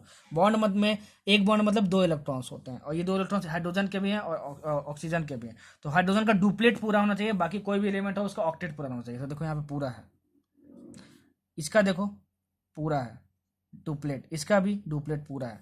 तो इसके बाद 6 इलेक्ट्रॉन ऑलरेडी हैं, देखो 6 इलेक्ट्रॉन ऑलरेडी हैं, 1 2 3 4 5 6, ठीक है, 6 इलेक्ट्रॉन मतलब सॉरी, इसका डुप्लेट पूरा है, इसका डुप्लेट पूरा है, इसका डुप्लेट पूरा है। ऑक्सीजन की बात करें हम लोग, तो देखो तीनों का डुप्लेट पूरा हो गया। और ऑक्सीजन की बात करें तो 1 2 3 4 5 6 और 7 8 ऑक्सीजन का लोन पेयर खुद का होता है। तो इसका ऑलरेडी ऑक्टेट भी पूरा होता है और इसका डुप्लेट भी पूरा होता है। तो ऑक्टेट पूरा है, डुप्लेट पूरा है, मतलब कि ये मॉलिक्यूल एज अ होल अपने में ही स्टेबल है। तो स्टेबल है भाई कोई भी चीज, तो क्यों बोलेगा कि फालतू में आप मेरे को इलेक्ट्रॉन दो। आप बहुत ज्यादा अमीर हो तो किसी से 1 रुपया भीख मांगने जाओगे क्या? बोलेंगे नहीं, भीख हम क्यों मांगेंगे, भीख क्यों मांगेंगे, मतलब वो इलेक्ट्रॉन्स लविंग है ही नहीं, उनको इलेक्ट्रॉन चाहिए ही नहीं, ऑलरेडी बहुत स्टेबल है, इसलिए इलेक्ट्रोफाइल नहीं है, ये इलेक्ट्रोफाइल नहीं है। एक बार ये नीट में क्वेश्चन पूछा जा चुका है, ठीक है ना, याद रखना, समझ में आया। अब चलो BF3 का देखते हैं। BF3 बोरोन है, यहाँ पे देखो बोरोन, क्या इसका ऑक्टेट पूरा है? देखो 1 2 3 4 5 6 इलेक्ट्रॉन्स है, ऑक्टेट पूरा नहीं है, ठीक है। 2 इलेक्ट्रॉन्स इसको कहीं और से मिल जाए तो 8 इलेक्ट्रॉन्स बोरोन के हो जाएंगे, ठीक है। और देखो बोरोन का जो तुम्हारा एटॉमिक नंबर होता है वो कितना होता है? 5 होता है। बोरोन का एटॉमिक नंबर होता है 5, ठीक है। बोरोन का एटॉमिक नंबर कितना होता है 5 होता है, इसका इलेक्ट्रॉनिक कन्फिग्रेशन होगा तो 2,3 होगा, 2,3 होगा। ठीक है, मतलब कि इसके पास बोरोन के पास 3 वैलेंसी इलेक्ट्रॉन्स है, 1 2 3। तो एक शेयर करके एफ के साथ बॉन्ड बना लिया, ये शेयर करके इसके साथ बॉन्ड बना लिया, ये शेयर के साथ इसके साथ बॉन्ड बना लिया। तो यहाँ पे कोई लोन पेयर नहीं है, ऑक्सीजन का केस में ऐसा नहीं था, यहाँ पे कोई लोन पेयर नहीं है। लोन पेयर मतलब क्या होता है कि जो कि बॉन्ड मेकिंग में पार्टिसिपेट नहीं करते हैं। ठीक है, तो ये तीनों इलेक्ट्रॉन जो वैलेंसी सेल में थे, देखो जो वैलेंसी सेल में होता है वही बॉन्ड बना सकते हैं। ठीक ना, वैलेंसी सेल इलेक्ट्रॉन ही सिर्फ बॉन्ड बना सकते हैं। ये तीनों इलेक्ट्रॉन जो वैलेंसी सेल में थे, इसका इलेक्ट्रॉनिक कन्फिग्रेशन लिखने के बाद पता चला। ठीक ना, 2,3 इलेक्ट्रॉनिक कन्फिग्रेशन लिखे। ठीक है, अच्छा, तो एक इसके साथ बॉन्ड बना लिया, एक इसके साथ, एक इसके साथ। ठीक है, समझ में आया आपको? तो ये क्या हुआ तुम्हारा, ठीक है, ये तीनों इलेक्ट्रॉन यूज होगा बॉन्ड बनाने में। तो एफ क्या किया, एक शेयर किया, यहाँ शेयर किया, यहाँ पे शेयर किया। ठीक है, समझ में आया आपको? अच्छा, तो ये क्या हो गया तुम्हारा, जब बताना, तो ये तुम्हारा हो गया बॉन्ड बन गया और इस पर कोई भी लोन पेयर नहीं है। अब इसके पास बाकी कोई इलेक्ट्रॉन्स नहीं है यहाँ पे। ठीक है ना, बाकी कोई इलेक्ट्रॉन्स यहाँ पे नहीं है। इसका मतलब क्या कि इसके पास 6 इलेक्ट्रॉन तो होगा, ये बॉन्ड का जो इलेक्ट्रॉन्स होता है ये दोनों के होते हैं, याद रखना। ठीक है, 2 2 4 2 6। ठीक है, तो इसका ऑक्टेट पूरा नहीं है, तो ये बोरोन चाहता है कि 2 इलेक्ट्रॉन कहीं और से मिल जाए। ठीक है, तो हमारे पास 8 इलेक्ट्रॉन हो जाए, ऑक्टेट पूरा कर ले, स्टेबल हो जाए। तो ये इलेक्ट्रॉन्स लविंग है, इनको इलेक्ट्रॉन्स चाहिए, 2 इलेक्ट्रॉन्स इसको चाहिए। मतलब BF3 जो है वो तुम्हारा क्या है, एक इलेक्ट्रोफाइल है। ठीक है, तो मैंने इलेक्ट्रोफाइल एक्सप्लेन कर दिया। CO2 कैसे है मैं थोड़ा सा एक्सप्लेन कर दे रहा हूँ आपको। ठीक है, कार्बन डाइऑक्साइड, देखो यहाँ पे गुंडा है। ऑक्सीजन जो है वो कार्बन से ज्यादा इलेक्ट्रोनेगेटिव होता है, नोट कर लेना। ठीक है ना, ऑक्सीजन जो होता है वो कार्बन से ज्यादा इलेक्ट्रोनेगेटिव होता है। तो ये गुंडा है इस शहर का, कार्बन डाइऑक्साइड का। ठीक है ना, ये बोलेगा कि ये दोनों इलेक्ट्रॉन्स तुम्हारे भी हैं मेरे भी, ये दोनों इलेक्ट्रॉन्स तुम्हारे भी हैं मेरे भी, लेकिन मैं इस इलाके का गुंडा हूं, तो ये इलेक्ट्रॉन्स मेरी तरफ ज्यादा रहेंगे। तो इस पे पार्शियली पॉजिटिव चार्ज क्या हो जाता है, क्या हो जाता है, डेवलप हो जाता है। ठीक है, तो बोलेगा कि ये बोलेगा मेरा ऑक्टेट तो पूरा है, 2 2 4 2 6 2 8, 8 इलेक्ट्रॉन्स, लेकिन ये बदमाश जो है, ये गुंडा जो है, अपनी तरफ इलेक्ट्रॉन ज्यादा रखा है किसको, तो मुझे बाहर से कहीं इलेक्ट्रॉन मिल जाए तो मैं और अच्छे तरीके से स्टेबल रह सकता हूँ। तो ये इलेक्ट्रॉन्स लविंग है, इसको चाहिए, इसलिए इलेक्ट्रोफाइल है। समझ में आया? ये जितने एग्जांपल दिया हूँ इसको बेसिकली आप याद रखना, क्वेश्चन बहुत ज्यादा पूछे जाते हैं। विच of the following is electrophile, which of the following is nucleophile. तो कैसे पहचानना है मैंने आपको बता दिया। ठीक है, न्यूक्लियोफाइल को देख लो, न्यूक्लियोफाइल या तो निगेटिव हो सकते हैं या न्यूट्रल हो सकते हैं। तो ये सब न्यूट्रल है, इस पर तो कोई चार्ज नहीं है, तभी इलेक्ट्रोफाइल की तरह बिहेव कर सकता है। ठीक है ना, अब देखो ये तुम्हारे निगेटिव हो सकते हैं या फिर तुम्हारे न्यूट्रल हो सकते हैं। क्या हो सकते हैं, या तो तुम्हारे ये निगेटिव हो सकते हैं या फिर तुम्हारे न्यूट्रल हो सकते हैं। अच्छा, एग्जांपल लेते हैं निगेटिव न्यूक्लियोफाइल का, Cl-। ठीक है, Cl- ले लेता हूँ और क्या ले लेता हूँ, चलो H- का ले लेता हूँ। ठीक है, H- ले लेता हूँ। और न्यूट्रल का मैं क्या ले लूँ, न्यूट्रल का मैं देखो, इसका एग्जांपल क्या लिया, Cl- और H-। न्यूट्रल का मैं ले लेता हूँ H2O और NH3, अमोनिया और वाटर। ठीक है, ले लेता हूँ। चलो, तो ये न्यूक्लियोफाइल्स निगेटिव हो सकते हैं या न्यूट्रल हो सकते हैं। अब देखो ये कैसे, अब देखो ये कैसे देखो, क्लोरीन का आप एटॉमिक कन्फिग्रेशन लिखना, क्लोरीन का। ठीक है, तो आप ये देखो क्लोरीन का एटॉमिक नंबर कितना होता है, 17 होता है। तो इसका आउटर मोस्ट सेल में वैलेंसी इलेक्ट्रॉन्स कितने, आउटर मोस्ट सेल में जितने इलेक्ट्रॉन्स होते हैं उसको वैलेंसी इलेक्ट्रॉन्स बोलते हैं। कितने हैं, 7 है। तो वैलेंसी इलेक्ट्रॉन्स को बस देखना है। ठीक है, 7 है। तो इसका आप लेविस डॉट स्ट्रक्चर बनाओगे तो Cl और 7, 1 2 3 4 5 6 और 7 इलेक्ट्रॉन्स होते हैं। ठीक है, लेविस डॉट स्ट्रक्चर बना रहे, 9th क्लास की चीज है। ठीक है, जितने भी वैलेंसी इलेक्ट्रॉन्स होंगे उस इलेक्ट्रॉन को पेपर डॉट से डिनोट करते हैं और यहाँ पे डोनेट कर देंगे, डिनोट कर देंगे। ठीक है, अच्छा, डिनोट कर देंगे। अब इस पे देखो माइनस चार्ज लगा हुआ, इस माइनस चार्ज का मतलब क्या हुआ, अगर कोई भी इलेक्ट्रॉन बाहर से लेते हैं ना तो उसको हम लोग क्या बोलते हैं, क्या बोलते हैं कि बाहर से हम लोग इलेक्ट्रॉन ले लिए। ठीक है, और उसको हम लोग माइनस चार्ज से डिनोट कर देते हैं। यहाँ पे सिंगल माइनस चार्ज है, मतलब बाहर से एक इलेक्ट्रॉन हम ले चुके हैं।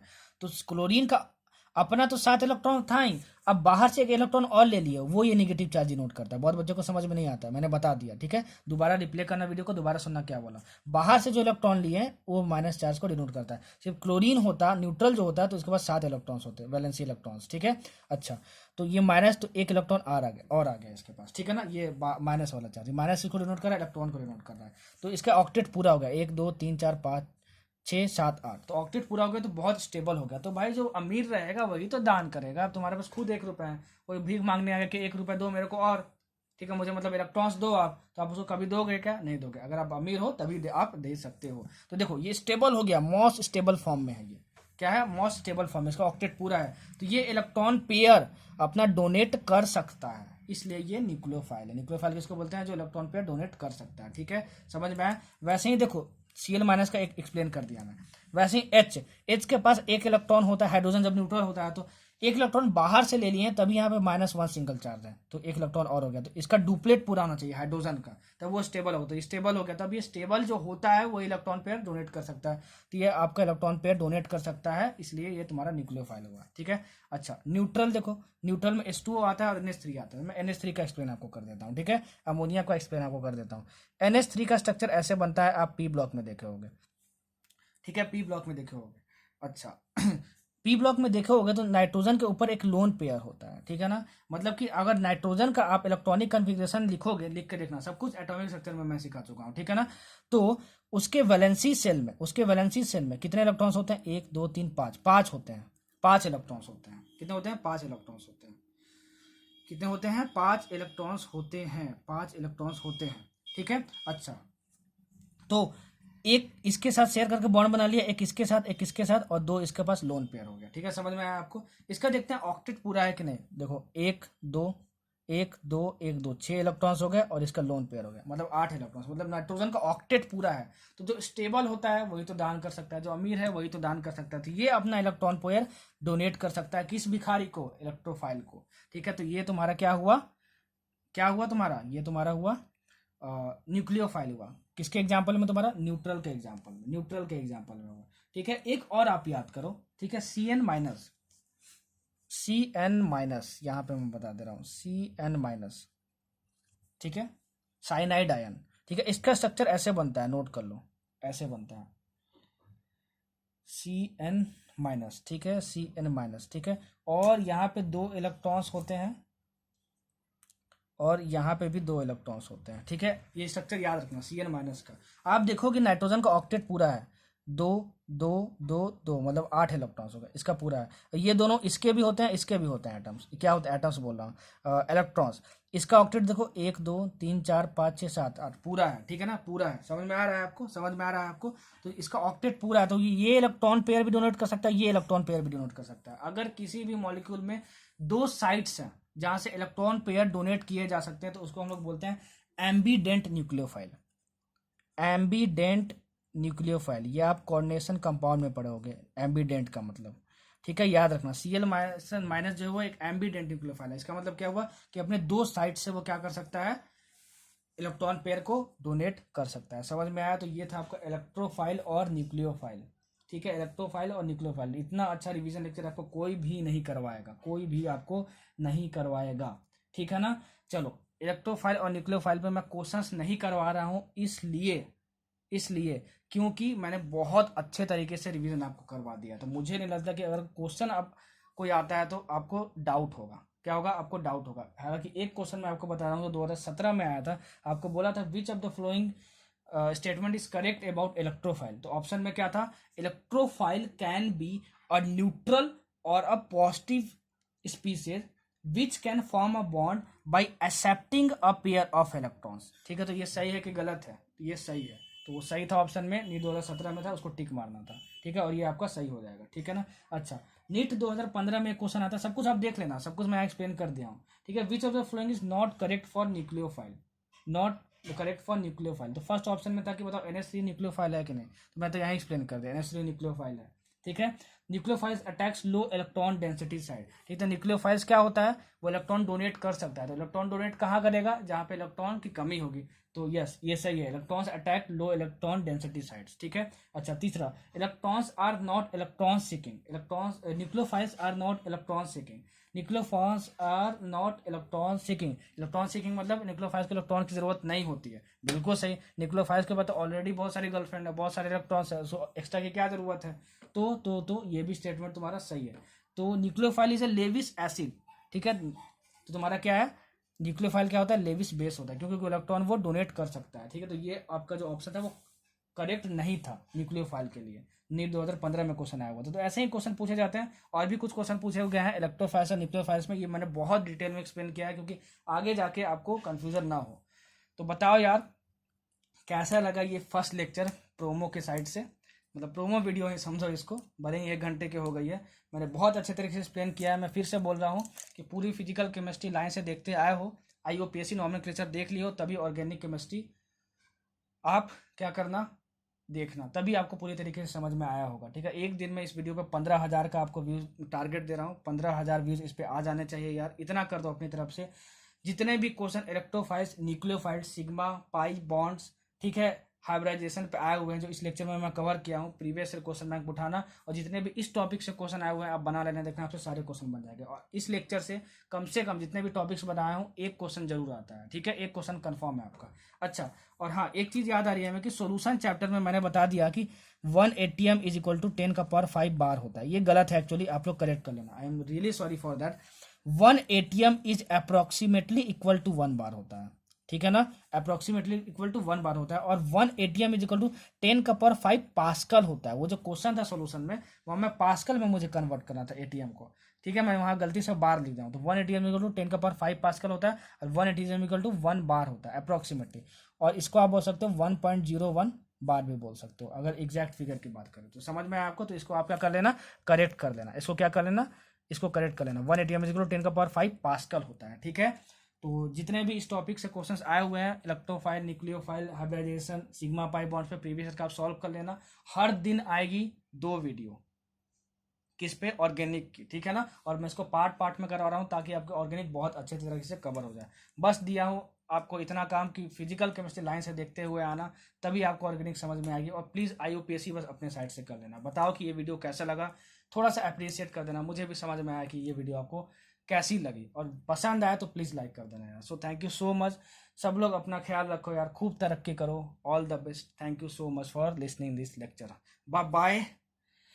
अकेली ना बाजार जाया करो, नजर लग जाएगी। खूब गाना गाओ, खूब मस्ती करो, और खूब तरक्की करो। Bye, finally bye.